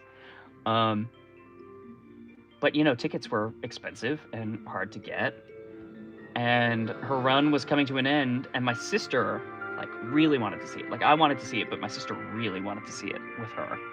And so the show was gonna still be playing, but Bette was ending her run. And I think Bernadette Peters ended up taking over, which is like, that's a huge get. But my sister didn't want to see Bernadette Peters. She wanted to see Bette Midler. And the show ended before we got to see her. And I felt so bad. And I remember like telling her, like, hey, last night was Bette Midler's last night. And she was just so sad. And I knew she wanted to see it, but I didn't quite realize how bad until like I saw her reaction. And I was like, oh no, like I feel bad. How did we fumble this? Like, we could have just gone. We could have just seen her. And then it was like, no, again, it was expensive and tickets were hard to get. It wasn't that simple, but I was like, we could have made it work. Couldn't we?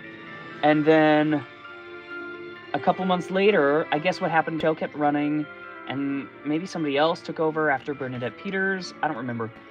But they announced that Bette Midler would be coming back, that the show was going to be closing a couple months later, and that Bette Midler would be coming back like at the end of the summer to close out the show. And I was like, we have to get tickets this time. We cannot miss her a second time. Like, that would be the worst. And I found out that tickets were going on sale on my sister's birthday. And so I was like, this is a sign. Like, that's the universe trying to tell you, like, this is her birthday present. And they had only announced it a couple days before. So, I was like, there's a chance she won't even know about this. I was like, if I don't tell her that Bette Midler's coming back, we've only got to make it 2-3 days, until it's her birthday without her hearing about it. Like, we don't have to go very far. So maybe there's a chance. And I woke up really early that morning and was able to get tickets, and they were not cheap. But I was like, you can't miss this. You can't miss this. And the tickets are here. Like, you can get them if you just, and I had just gotten paid for some Broadway show or something like that. So I was like, you got to be smart with your money, but like, I can afford this right now and I won't be able to afford it later. So it was like, maybe just go for it. And I did, and I got the tickets. And later that day, went and saw my sister for her birthday and was like, surprise! And like revealed to her what the present was. And she was like, Bette Midler's not in the show anymore. And I was like, this is the best she hasn't heard. I was like, she's coming back. And she flipped out. She immediately grabbed her phone and was like, I have to check and make sure you're not lying to me. And I wasn't. And we had tickets in the orchestra. They weren't like front row or anything, but they were down on the floor. And we went a couple months later because we had tickets, and it was unbelievable. Like, it was so good. I mean, not only was the show so good, I was like, oh, this is why Hello Dolly's a classic. Like, now I get it. Just because I'd only heard a couple songs, I didn't really know the show.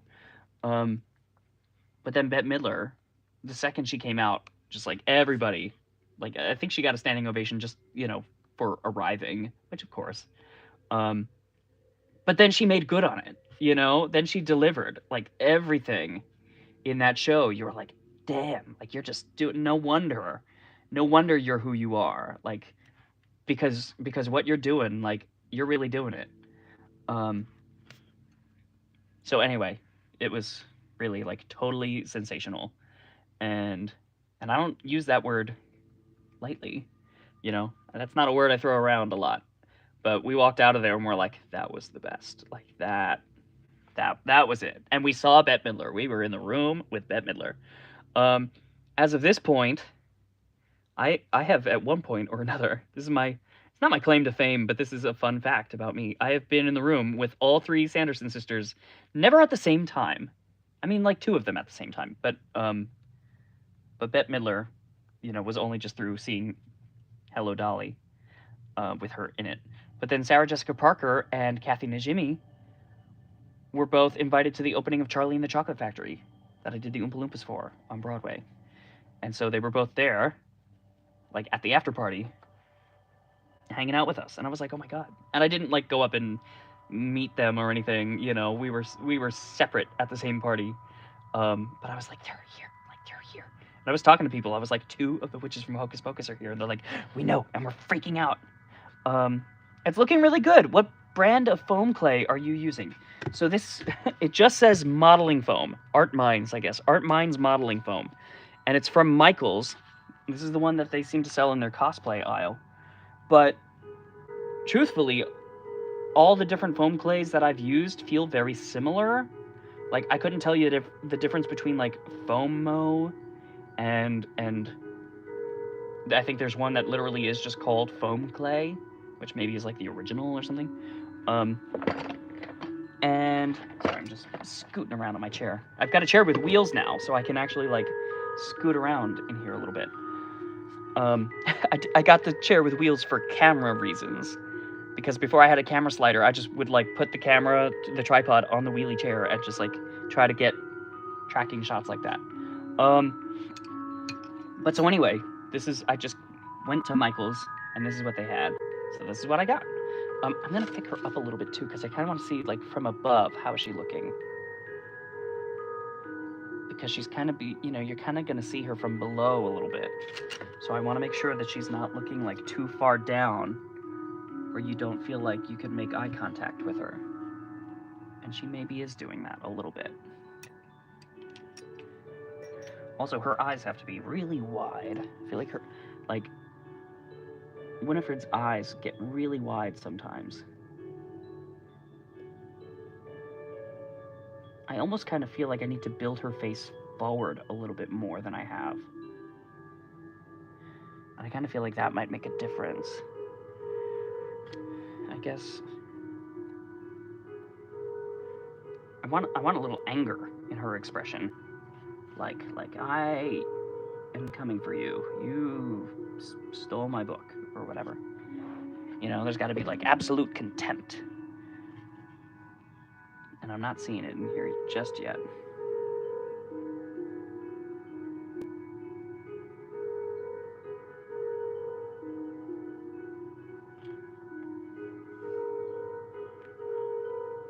trying to think. I'm like making faces at myself in the mirror. Just like, what is it? What's that expression? And what are the muscles that are engaged? And like, what are her teeth doing? Her jaw does feel like it keeps drooping a little bit too. Her jaw and her teeth, I guess, are not properly supported by the styrofoam head. And so far, I'm like, oh boy. I hope you turn into something. Right now, you're not Bette Midler yet, you know. And ultimately, I was like, more than any of them, I think it's important that she looks great. Just because she's the one I think where your eyes go to first. And of course, I want all of them to look great. I want you to look at any of the Sanderson sisters and be like, wow, that's not a puppet, that's a person. But,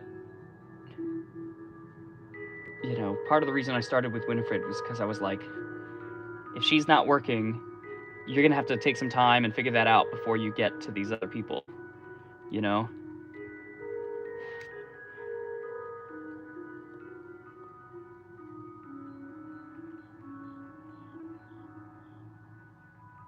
She's getting there, though. I love the mouth. Thank you.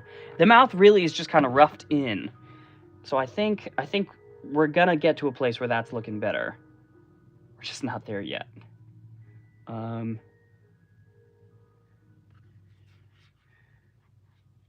I feel like maybe I should just take a minute and just like smooth things out. Just so I can sort of see without all these wrinkles.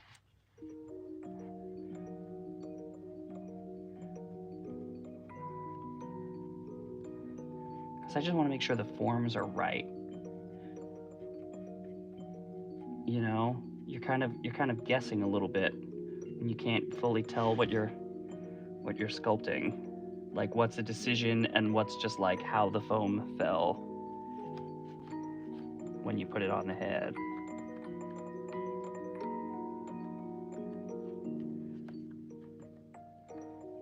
The one thing you do have to be careful of when using a mirror to like sculpt somebody like this, because you want to get a little bit of your expression in there. You don't want to get too much of your expression in there. So like I was saying before, my bone structure is not similar to Bette Midler's, like at all. So I want to make sure I don't accidentally sneak too much of my bone structure in there where you look and you're like, why does it almost look like him? You know, that would be very weird because it's not supposed to be me.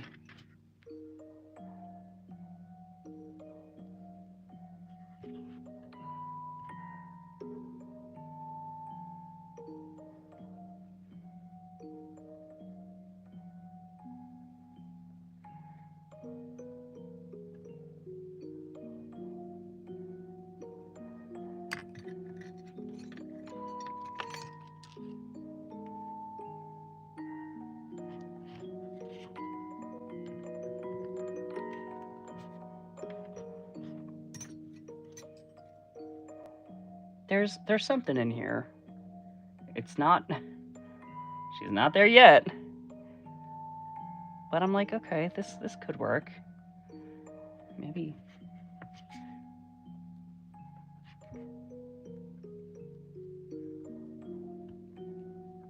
I saw something recently online that I maybe mentioned in one of my TikTok lives the other day. There's a video going around of somebody who made Max, is that her name? From Stranger Things, like as a Halloween decoration out on their front lawn or in their front yard. And, you know, she's suspended in midair the way that she is, you know, during that now infamous scene in the most recent season. And part of what they did that was really smart was that they had her face the house, which I think in the show, I think in the episode, like she does face away from the camera for at least part of it when she's like floating up there. But I was like, with these, I'm like, oh, I can't do that. I can't cheat like this. Like, you got to see her face, you know? I think it's funny because, like, where's the angle? From, like, one angle, she's kind of working here. Like, this is, I don't know. And by kind of working, I don't mean, like, oh, man, it's done. I just mean, like, like, oh, okay, there's potential. Like, this could come together at some point this evening. But there's still clearly a ways to go. But you know, it's fun to be live doing this. Because otherwise I might just be like sitting here in the dark, working on my own. They do a good job of positioning and shooting for maximum impression. Is that in reference to Stranger Things? Sorry, I already forget what I was saying that might be in response to.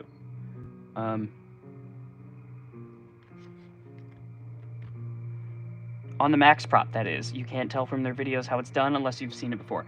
Oh yeah, well that's the number one comment on that video for sure, is like, how is this accomplished? And I'm like, oh, it's... like, I know how it's accomplished. But, like, it's well done in person, which is, like, that's the hard part. But then on top of that, it's well shot, too. And it doesn't reveal itself, you know? Like, the trick is well concealed by the video and the way the video is shot. So if you didn't already know, they don't give you a lot of clues to be able to deduce it.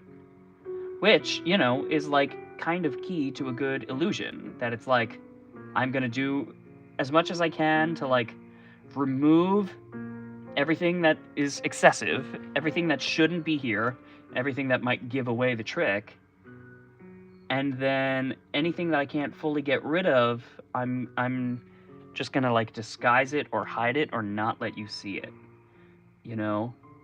And sometimes it's stuff that's like hidden in plain sight, but like on camera, you can get really crafty with what you're shooting and, you know, angles and what you allow into the frame and what you don't allow into the frame. So there's a little bit of that happening. And it works, you know, it works for them. You're looking and you're like, yeah, that's that character for sure. You can tell what's happening, but you can't tell how, you know?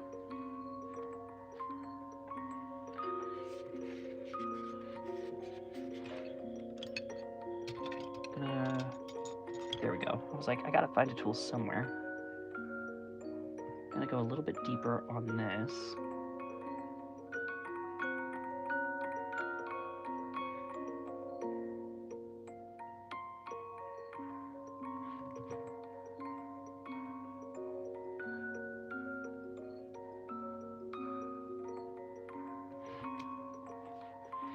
It's funny because I haven't really sculpted like a full face in a while.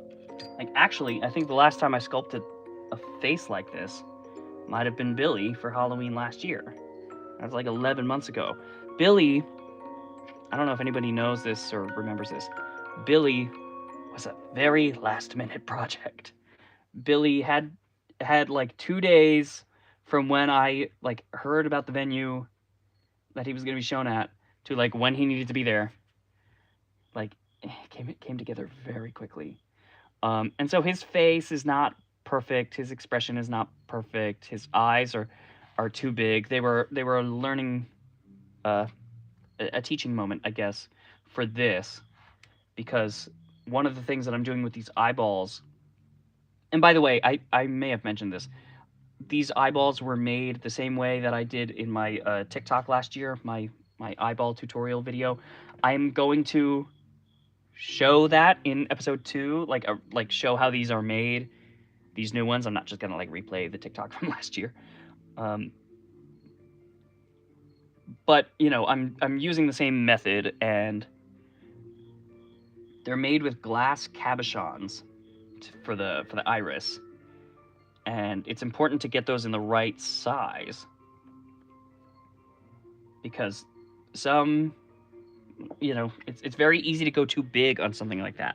Eyes are very tricky for a lot of reasons, but they fake you out a little bit. They make you think they're bigger than they actually are. And part of that is because you give so much attention to them. Like when you're looking at a person, almost always your attention goes instinctually to their eyes. And so we give a lot of weight to that. And they're fun to draw, and they're fun to make, and they're fun to paint. And it's something that people are endlessly fascinated with eyes, which is why a lot of high school art teachers will be like, for this assignment you cannot draw any eyes. It can't be about eyes, because that is something that people just tend to default to. They're like, I'm just gonna draw some eyes because they're fun, and they are challenging, but they are fun. But my point is just that we tend to sort of imagine they're bigger than they are. A human eyeball, adult human eyeballs are 1 inch in diameter. And the first couple eyeballs I made in this particular method that I'm using here, I remember making them bigger than that. I was doing 1.25 inches, and it felt right until I looked in a mirror and held the eyeball up near my face and was like, oh god, why is this so freakishly large?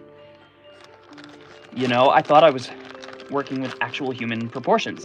And that was when I was kind of like, hey, maybe you should, just Google this. So I looked it up, and I was like, what's a normal iris dimension, and what's the normal size of a human eyeball? And it said average is 1 inch for the ball itself, the eyeball itself. But then for the iris, it's usually 12 millimeters, which is pretty small, and that's what these are. And actually, I got a whole bunch of glass cabochons in that size. I don't know if you can see this in my hand. And it's I was gonna say it's a little half marble, but it's flatter than that. But they're all 12 millimeter. And for Billy, I did 14 millimeter because it just felt right. And I was like, he has these big sort of baleful eyes. And I was like, yeah, we can go a little bigger. And I totally regret it, because in person, it just doesn't look real. You're like, those eyes are too big. Something's weird here. And so I was like, all right, well, now for next time. Now for the future that err on the side of going too small with the eyes. But then, of course, I'm sure if you go too far that way, it once again doesn't look real, where you're like, oh, now it's too small. And that's not great either. You don't want it to be too anything. You want it to be just right. So it's tricky to sort of find that balance. I'm looking at some pictures of Bette Midler from the side to sort of see what am I missing in terms of the shape of her face. I feel like her cheek is not round enough. Her cheeks make this sort of almost shelf-like roundness. Again, in this movie in particular, I don't think her face was altered with prosthetics like that. I mean, I think just her teeth. But it does have sort of a roundness to it. I just feel like you could just grab her cheeks. And of course, I'm only doing that just for the sake of making this thing. But it's you want to make sure you capture that a little bit. Also, her chin is too pointy, I think. It's a little Wicked Witch of the West, which Winifred Sanderson is decidedly not. God, from the side, I'm looking at it on the screen here, from the side, it's frightening, because the hairline is too far back. That's gonna come forward. Everything's gonna come forward. There's gonna be paint, there's gonna be makeup, there's gonna be better everything, hopefully. I appreciate you going on this journey with me, because it is a leap of faith a little bit, where it's okay, you're telling me this is gonna look good, and so far I'm like, well, you still gotta trust me, we'll get there. And it was funny too, doing Billy last year. Billy took some time, but I didn't have a lot of time. Like I said, I only had 2 days to do the whole thing. And then the morning of, something else popped up, that chandelier that I just did in episode 1 of Out of the Ether. The reason that's shot on my phone is because I basically got told that morning, it was hey, you told us you were making a chandelier to install in this room in your house. We need it today. Our electrician's about to leave. Like, he's finishing up other things in the house, and today's his last day. And I'm like, why didn't you tell me that before? Like, I told you to give me a heads up. And, you know, was doing other projects for Halloween, so I was like, I'll get to the chandelier after if I can afford to. And then instead they called me like 2 days before Halloween, or 3 or whatever it was, and they were like, no, we need it today, and we need it right now. So, like, I think it was a Friday. Billy was supposed to be somewhere Friday night, and I found out on Wednesday, so I started working on him like Wednesday night. And then I had to pause on Friday morning because they were like, hey, we need the chandelier before the end of the day. And I had all the pieces, but it just wasn't assembled.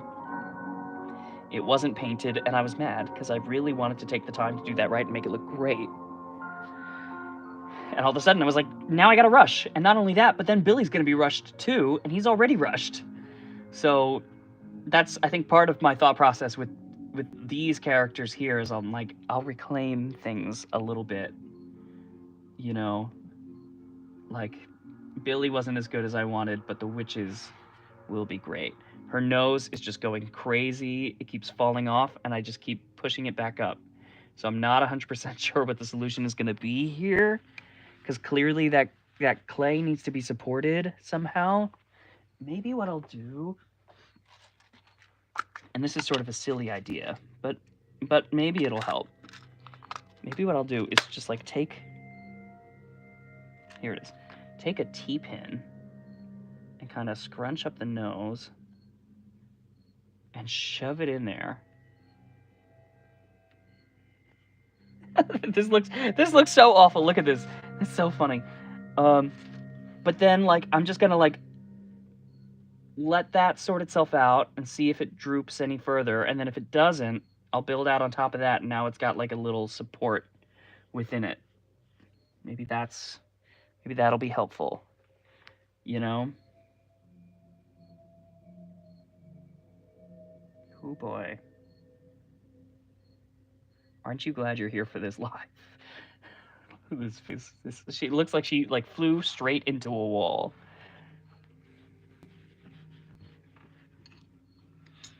All right, well, clearly I gotta step away from the nose for a minute. Where's that other tool? This is another thing that's important, is like, be organized with your tools. I just kind of have them sitting out in front of me, which, you know, is a form of organization.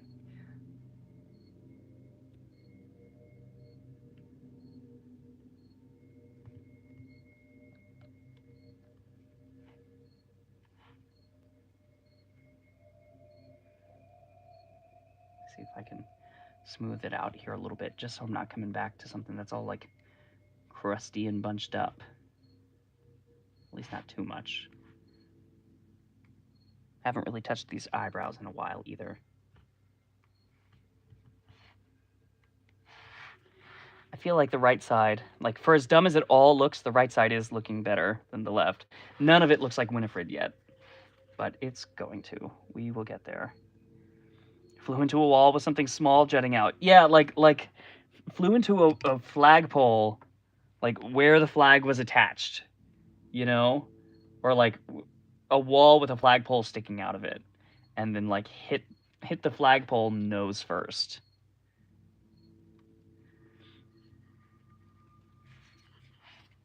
Not ideal. But truthfully, I don't know how difficult it is to fly on a broom.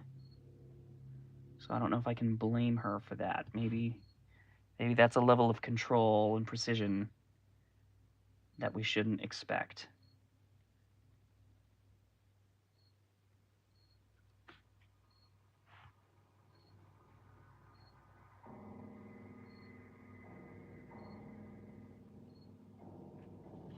You know, something else that I like to do too, and I've maybe mentioned this before, just on TikTok or wherever, if I'm sculpting something that, especially like if it's something that's famous or something that people will recognize, something that I like to do is look up how other people have sculpted it.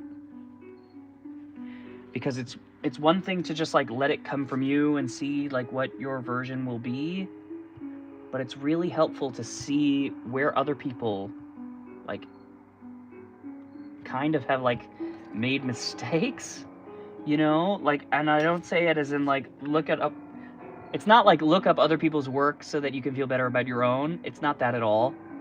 It's just, like, look and see, like, see if you can deduce just from looking at it, what are the parts that other people have struggled with?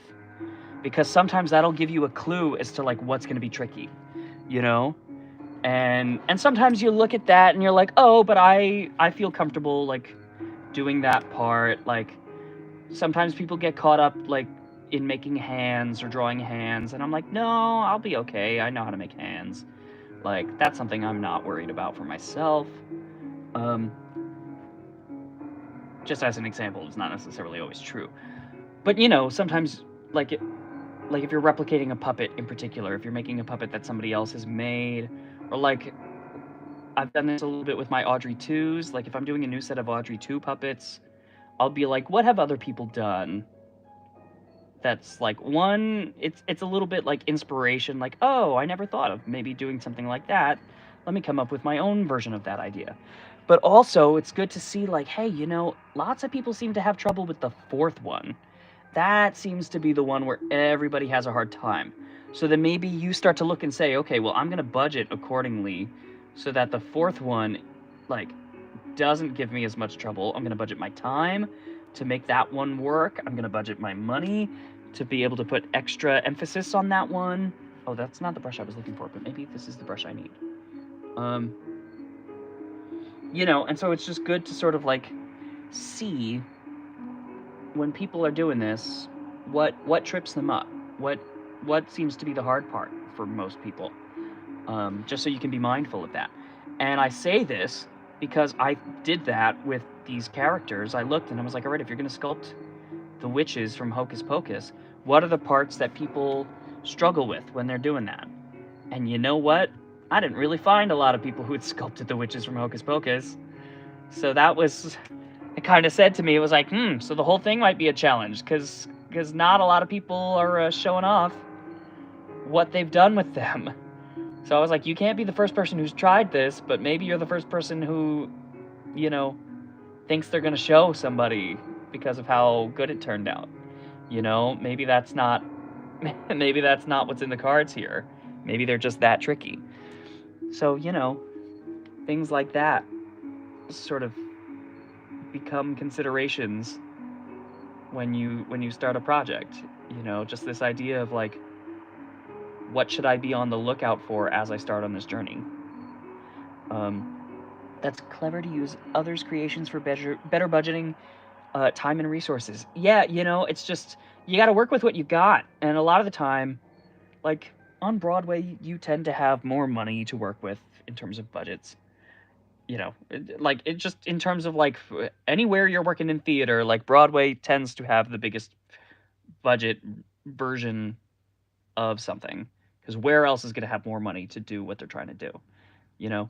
But they don't always have the time that people think they have, because sometimes you're, like, figuring out the show as you go, and you don't realize until you're, like, in the middle of rehearsal that something needs to change, or that you need a new idea. And so, you know, then sometimes they're willing to throw money at that problem because they know they don't have the time to you know, wait around for a different solution. But, you know, you don't always have as much time as you think. And so even then, you kind of want to see, like, this was kind of unrelated, just because I didn't do this for, like, a show. This was for, like, a private client. But I made a replica of Trekkie Monster a couple years ago from Avenue Q. And by then the show had closed on Broadway and was still running off Broadway, but there were other places that were doing it. You know, lots of people had made different sets of the puppets from Avenue Q at that point. So I was like, all right, since I've never made a puppet from Avenue Q, like, I know how to make puppets like that. I know how to make, you know, hand and rod puppets. But let me see, you know, when other people try to make Trekkie Monster, what do they end up with? You know? And sometimes somebody goes for a completely original design that looks nothing like, you know, the one from Broadway. And that's fine, and a lot of the time that's great. But because what I was trying to make for this person was an exact replica, or, you know, as close to exact as could reasonably be done, I was like, let me see what other people who have tried to replicate this have ended up with. And it did sort of illuminate, like, oh, these might be the parts that I'm going to struggle with here. Because there are people who tried to do this exact same thing, and, like, all of them had trouble making the horns look right. So I was like, okay, well, be prepared to spend extra time on the horns, you know? Maybe try to get the horns working first. And then there were other things where it was like, oh, yeah, the eyes, like, the materials look right, but the positioning isn't quite correct. So, okay, make sure you do a really good job with the eyes. Like, what do you need to do differently to make the eyes work? You know, and you try to think out, like, what have other people done that got them to where they got? And, like, how would it be different if I did it? Or what could I do different, you know, from that? What could I do instead? And it just sort of gives you, you know, a little bit of a frame of reference when you've done something, or when you're doing something that you've never done before, you know? Because that's the thing that I always say to people about puppetry, is that it's like, puppets in particular really are, you know, everything's a prototype. And if you're making something, it's very often the first time that thing has been made ever, anywhere, for any reason. Certainly, you know, that version of it, at least. And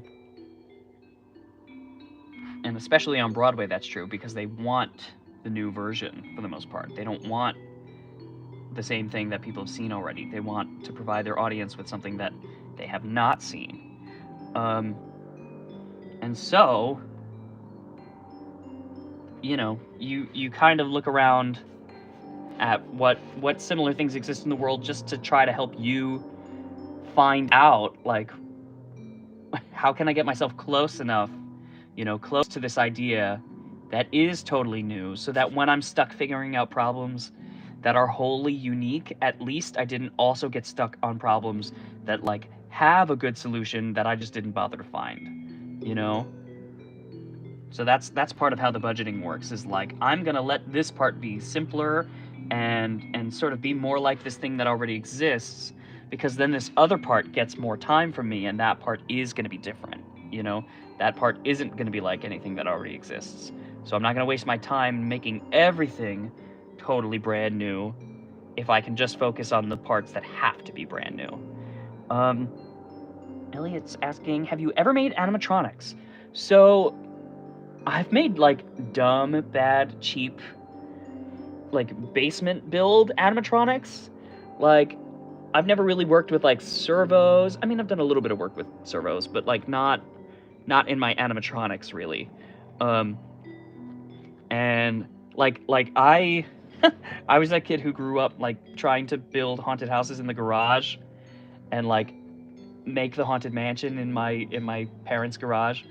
And I would make little animatronics for that were, like, made out of fans. Like, I called them animatronics, and that's really not what they were. They were more like animated figures. You know, they certainly weren't audio animatronics. But what I would do is I would, like, take oscillating fans, because, you know, they're on sale right now, because it's that time of year where it's like, oh, we don't need the fans anymore. Like, summer's over, nobody's buying fans. So if you need fans, get them discounted. I just got some fans the other day. But I would make them that, like, had a couple different oscillating fans in them, so you could get these sort of, like, side to side movements, so that, like, the head could turn side to side slowly, but then maybe that was, like, a fan mounted on top of a bigger fan, and they moved at, like, slightly different speeds, so you could get the torso moving, and then the head seemingly moving separate of that. And then sometimes I'd have, like, the arm connected to, like, a little, like, something, like a string, so that as it moved, it sort of, like, puppeteered the arm and made it look like that was moving independent of the other movements. And then even a couple years ago, actually, I think in 2019, out in front of my house, I made some hitchhiking ghosts, because it was the 50th anniversary of the Haunted Mansion, and I was like, I kind of want to do some Haunted Mansion stuff for my yard for Halloween. And I made the hitchhiking ghosts, but I used, they're called deer motors. Are you familiar with those? You know, those, like, little animated Christmas deer that people put out on their yard? You know, and there's, like, It's like a wicker looking like framework of a deer, and sometimes they have the heads that pick up and they'll be like wrapped in Christmas lights. Um, so anyway, all that is to say, I used some of those motors. I found where you could buy those online and ordered a couple of those, and I was proud of the hitchhiking ghost because ultimately I only at the time I was like I can only afford 3 of these motors. So I was like I'm going to have to run the whole hitchhiking ghost off of one motor. Each ghost is going to get one motor to do all the things that I want it to do and like have all of its functions. And I was able to make it work. And the way that I kind of did it was like I had the motor actually, I think each one had the motor in its left leg. And what it kind of did was like it pushed along the upper thigh. The motor was like down in the lower part of the leg, just below the knee. And then I had like a rod that would push up to the upper part of the leg, like the thigh. And what it would do is it would shift the weight of the whole hitchhiking ghost from a low point. The other leg was designed as like sympathetic motion, so it just had a hinge and it could sort of bend as the body tilted this way. So this had the motor and this would just kind of react. And so the legs would kind of bend like that. And then I had the arms on springs so that as the body tipped, the arm would just kind of tip this way and bounce a little bit. And then when it tipped back, it would bounce the other way. And their faces kind of turned a little bit too. And again, was just kind of like just a matter of like balance. And so, everything was kind of designed to balance like that. And as the motor would tip it, the balance would get thrown off and then everything would like jiggle until it found its dynamic equilibrium, by which point it was moving back the other way. So it just kind of was like shifting the body back and forth, and all the little parts on the end would kind of bounce as you shifted it. But the motor was fast enough that like just as things were beginning to settle, it would start to pull it back the other way. So it never fully stopped. So it felt like this very organic, continuous movement that like I thought it was pretty successful. I'm sure I have some video somewhere, but I don't have a ton of video, I remember, because I left town shortly after finishing that because I had some work that I was traveling for. So I didn't get to take a lot of pictures. I know I have some pictures of them, some pictures and some videos of them not fully finished. Your garage haunted houses were exactly what I was thinking of. Oh, good. Well, then in that case, yes. If that's the question you're asking, then yes, I've made animatronics. But, I know some people ask that and they're like, oh, okay, well, can you explain this thing with the servos and with the this and like how that should be? And I'm like, oh, that I don't know. Like that is above my pay grade. But truthfully, like I think part of the reason I have some success with animatronics, I think the reason I have any success with animatronics is because I know what I'm doing with puppets.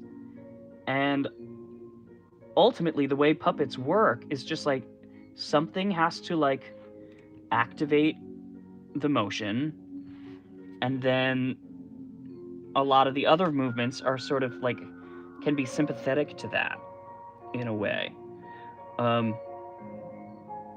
And so sorry, I'm like working my way down to the bone here. I'm feeling like the styrofoam in the nose, so I'm gonna have to add a little bit more foam here, or a little more clay.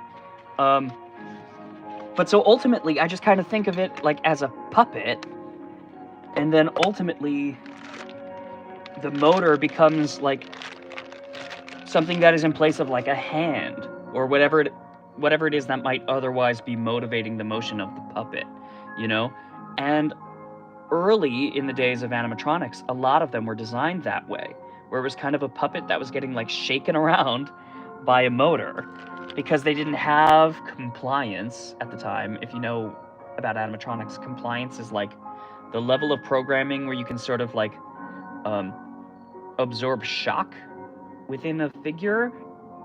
So you can have like a really quick darting motion. Like if you notice, if I whip my arm across like this, it kind of stops, It stops at the end despite my arm moving fast. But in an animatronic, initially, they couldn't absorb the shock of stopping on a dime like that. And so they would do that and the whole figure would shake. But people don't do that. People stop, because the rest of your body adjusts and absorbs that energy. So it wasn't until like the 80s that it was, I guess, initially discovered how they could be programmed. Discovered, I guess I mean invented. How they could be programmed to operate like that and respond like that and sort of rapidly decelerate. And really, the Wicked Witch in the Great Movie Ride at Disney World, that was, rest in peace to both the Wicked Witch and the Great Movie Ride. That was the first animatronic that had compliance. And she could absorb the shock and move very quickly and had very realistic, lifelike movements initially. Over time, they became a little less realistic, just from programming and, maintenance schedules not being kept and things like that. But, she had this really realistic ability. But before that was something that you could do with an animatronic, you had to get clever. You're like, I want this thing to move fast, and I want it to, like, have a lot of movement, but we don't have a ton of motors, and they're not sophisticated, and they don't stop necessarily exactly when you want them to. And what do we do about that? And so a lot of figures initially were kind of designed that they had a couple motors in them, and a lot of what is called sympathetic motion, which is to say that it's not motivated motion that comes directly from a motor.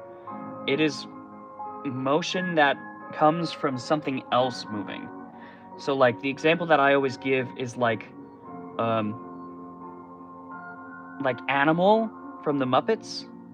If you think about his mane, his long, like, flowing pink mane of hair, every time he stops moving, if Animal stops walking, his hair keeps moving for a second. Because it's kind of like absorbing the energy of the motion stopping, and the hair just keeps going, That's sympathetic motion, because it's not motivated directly. The puppeteer isn't moving Animal's hair by, like, touching it. They're moving Animal's hair by moving Animal and having a hair that just naturally responds to the puppet's movement. So that's what sympathetic motion is. And so there was a lot of sympathetic motion in early, like, figures and things like that. And, like Abraham Lincoln at Disneyland, the initial version, like, he didn't have a lot of sympathetic motion because he was also a very stoic figure. So you could just sort of limit his movements, and he was giving a speech. He didn't have to be hugely animated. And he just kind of had to look realistic and not move too much. And it kind of, like, the illusion worked. But then, like, if you look at some of the early figures in, like, Nature's Wonderland, which is another one that's, like, long, long gone, rest in peace. Big Thunder is where that was. Big Thunder now is where that was. And even bits of Star Wars Land, Galaxy's Edge. But that had some, like fighting moose and things like that had a lot of sympathetic motion, where it was like, we're gonna have a couple motors doing these main movements, but then the legs will be able to swing a little bit freely and will respond to that main motion. So it'll look like the whole thing is alive, but just on a couple specific motors and movements. And so anyway, puppet design includes a lot of that. And so I feel like well primed to do animatronic work, but a lot of animatronic work today is not really interested in sympathetic motion. They're more interested in, like, precision motion, which is understandable because it's like, you can do that now, and actually you can do it now better than you could ever do it before. And the technology just keeps getting better and better as time goes on. But it also means that you're building all these, like, big, complicated, animatronic figures, when you could be building something that's, like, a little bit simpler and just as effective if you're just a little bit more clever about, like, what it is you're building and what's programmed into it.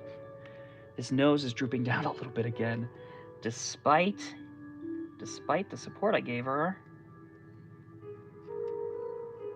Let me see if I can sort this out. Now I've missed some comments.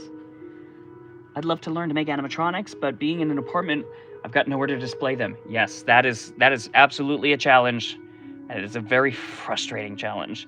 Looking and being like, I want to make all these things, but I have nowhere to put them, nowhere to keep them, nowhere to store them, nowhere to show them.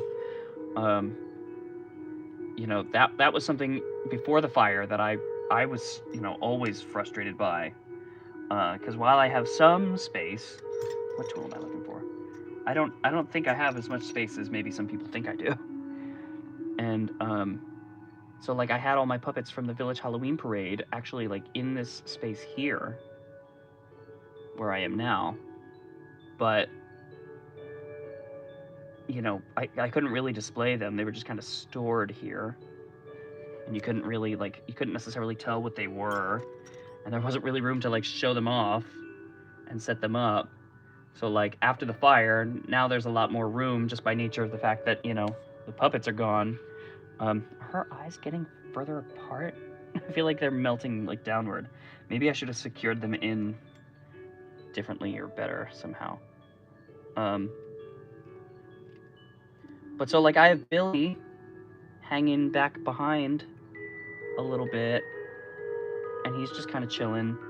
I want to build like an official actual like stand for him so that he can be prominent and, you know, well displayed and feel like an exciting piece in the space. But right now I'm like, do the other things first. You know, and I'm hopeful that like the Sanderson sisters will feel like that too when I finish, that it'll be like, oh my god, these are so great, you have to like hang them somewhere and show them off and let people see them.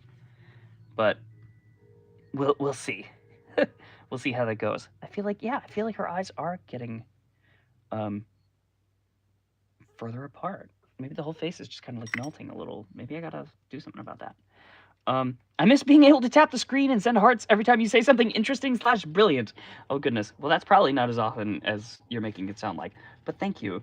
Yeah, I guess that is part of the weird thing about YouTube versus TikTok, is that, you know, TikTok, I guess, has more infrastructure for things like that than YouTube does. I don't know what the equivalent would be on YouTube. God, from the side she looks so weird. But you know what? She's gonna have her hood on too.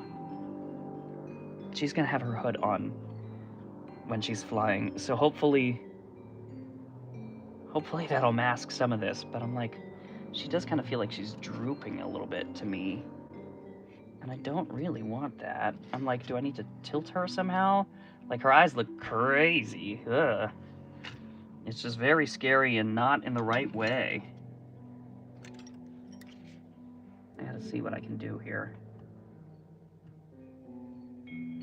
Yeah, her face is like melting a little bit. Is it because it's warm in here? It is kind of warm in here too. That's the other thing that's been getting me. Maybe that's why the crickets are so noisy. They're like, oh, we love how warm it is in this place. The crickets aren't even in here. They're just like outside. And I actually haven't heard them in a little bit. Oh, of course, there he is, yeah. So maybe he was still going and I just couldn't hear it.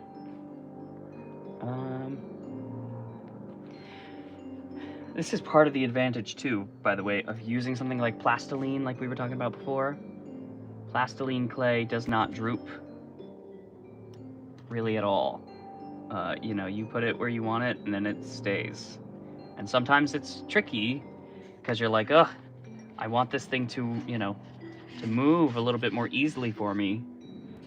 But then sometimes it's like, well, I'm glad it's not moving too much. I'm turning her upside down for a second to see if I can sort of encourage her to not droop as much. I can't believe she's doing this. I guess I've got a little more on here, a little more clay on here than I anticipated. But it's good to sort of see from different angles too. See what's coming together. Her nose, yeah, her nose is just like drooping. And truthfully, part of what's nice about foam clay is that you can sand it afterward. So like I can do some work to fix some of this and feel better about it, but like I would much rather that it just is feeling good now. I would so much prefer not having to like go on a rescue mission afterward and like carve back parts of this face, you know? So we'll see what I can do to get there. But her nose is very, like... Her nose is being tricky.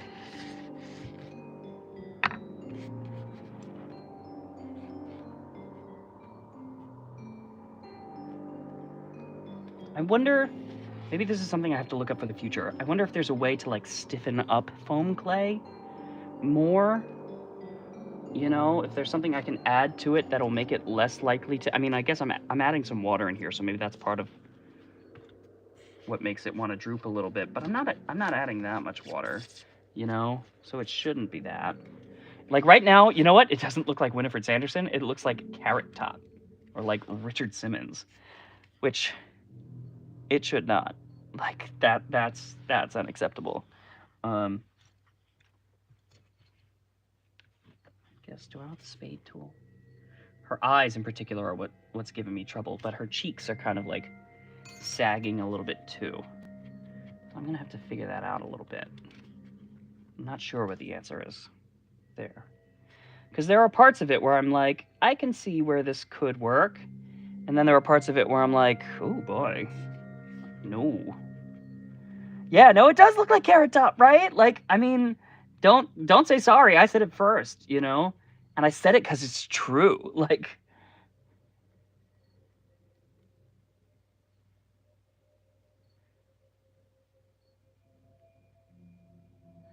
Well, and I do think that to some extent, paint will make a difference, and paint will help. You know, it always does a little bit if you do a partway decent job. But, like, I don't want to have to depend on that, you know?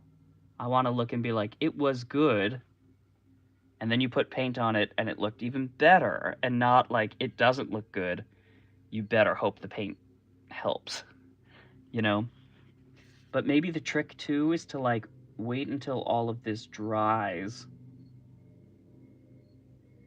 and then, like, come back and add more onto it so that what I'm sculpting is not so heavy, you know? Because it's a lot of wet foam clay at once. Whereas if I, like, come back tomorrow, it won't all be so wet. You know, it'll just be, like, little bits on the surface that are wet. So maybe that's part of what I should do. But I just got to make sure then that, like, as she's drying tonight, she's not, like, drooping in such a way where it's just untenable. Because right now she's not looking right. And, you know, this is something I've run into before with different kinds of clay. Like, one of my favorite clays, Epoxy Sculpt, likes to do this, where it's like, as it's curing, it'll droop a little bit. And so sometimes I gotta look and be like, I haven't touched this thing in an hour. Let me make sure it's still standing up straight. And then you go over and it isn't. And it's like, if I'd left that for another 20 minutes, it would have locked itself in place and you would never, ever, ever be able to move it. So it's good to try to catch those things before they solidify. So maybe that's what I'm gonna go for here. I'm just gonna try to clean up what's here to the extent that I can, smooth some things out. And then maybe, you know, it's 11:30. Maybe we'll call it a night. And, like, try again tomorrow. You know? I hate to leave you with something that isn't looking, like, stellar yet. I would want you to look and be like, oh, that live just ended, and wow! You know? But at the same time, sometimes it just takes a little bit more and a little bit extra to make that thing come alive the way it's supposed to, you know? And it's funny because I keep playing with, like, like, I'm, like, sticking my fingers in her nose here, playing with her nostrils, but, like, truthfully, even just that, like, it makes a difference in the expression. It feels like she's kind of lighting up a little bit. I think her jawline might be less narrow, a little more square, maybe. Well, that's the other thing. It keeps drooping down here. And so it feels like her face is getting very long. And that's, I think, part of what makes it look like Carrot Top, you know? I mean, and of course, you know, all the red hair, but a lot of people have red hair who don't look like Carrot Top. And I want Winifred Sanderson to be one of them. maybe what I think I'm gonna try to do is like do the things that I think I have to do to prep myself to come back tomorrow and shore things up.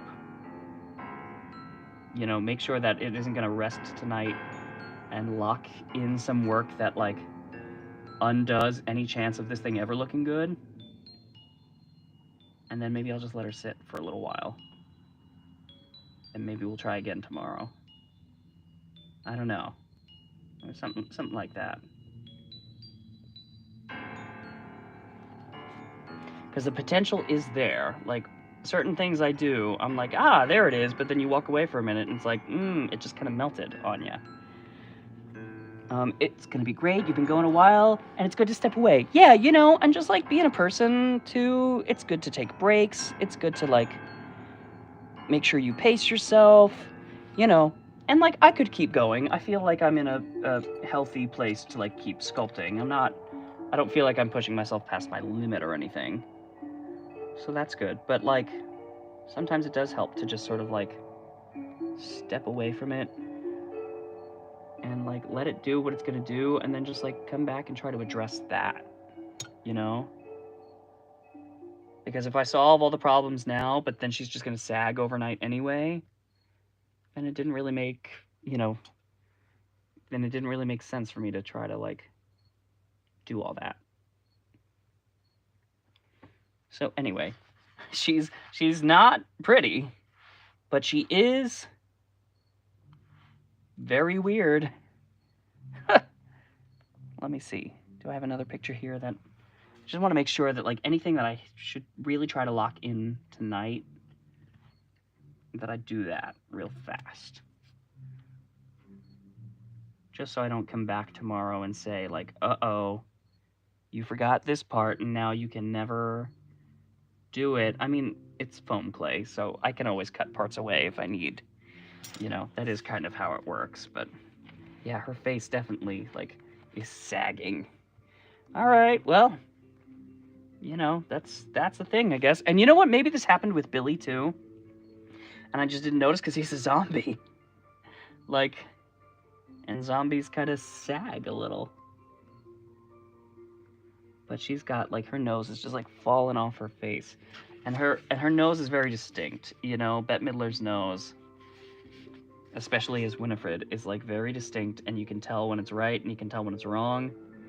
And so I'm like, it's wrong. But I think I could get it right.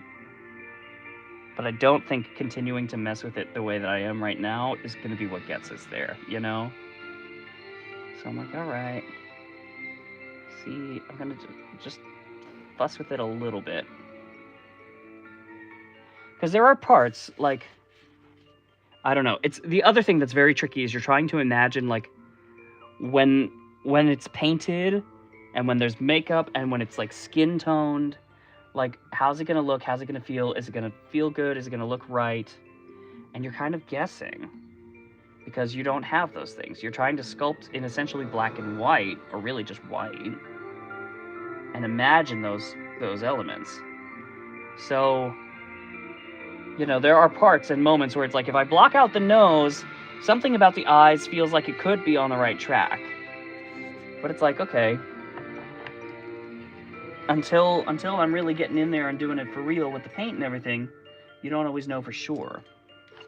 So I just want to make, you know, give myself the best chance to come at this tomorrow and feel like, yeah, this could work. Yeah, her eyes definitely drifted apart. And I gotta fix that. Because that's the kind of thing where, like, if I came back tomorrow and the eyes were still, you know, like, dried too far apart, that's hard to come back from.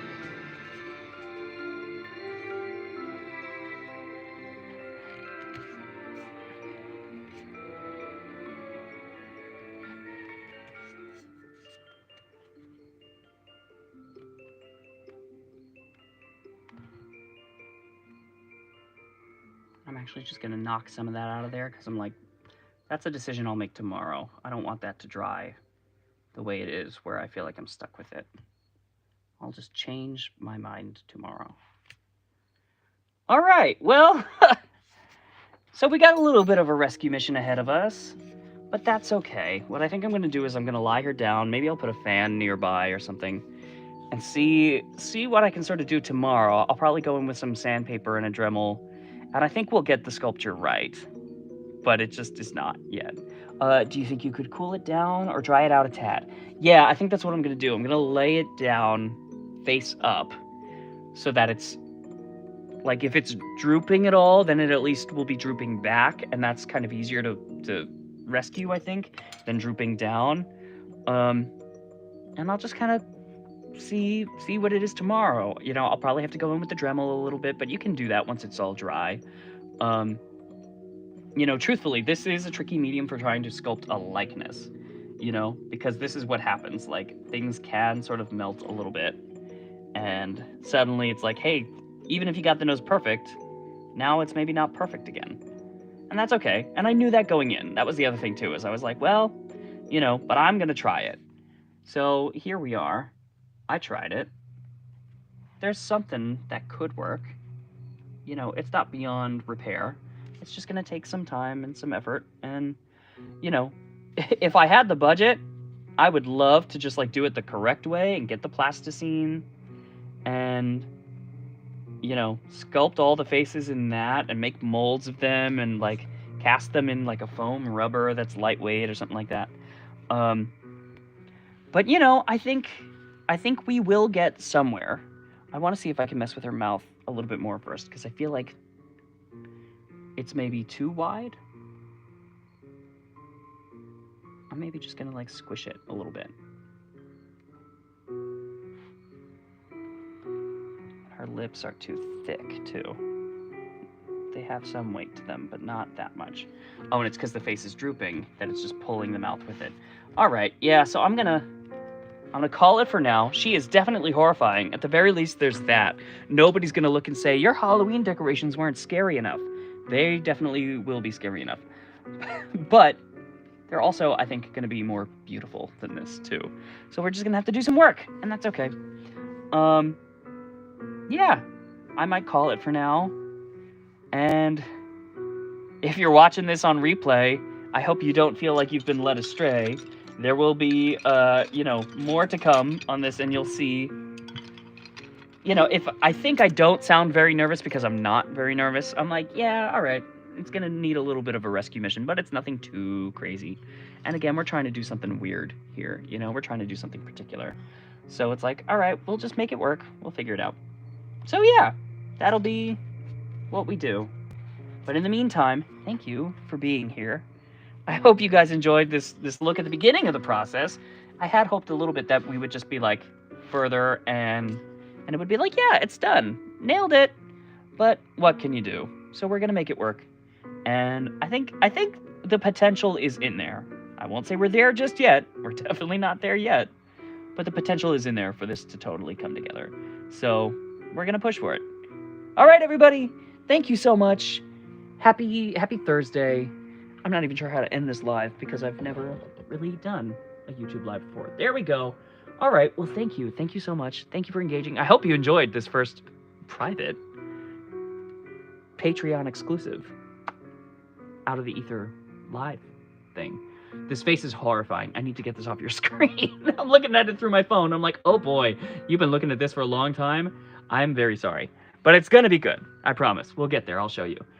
All right. Thanks, everybody. Have a great night.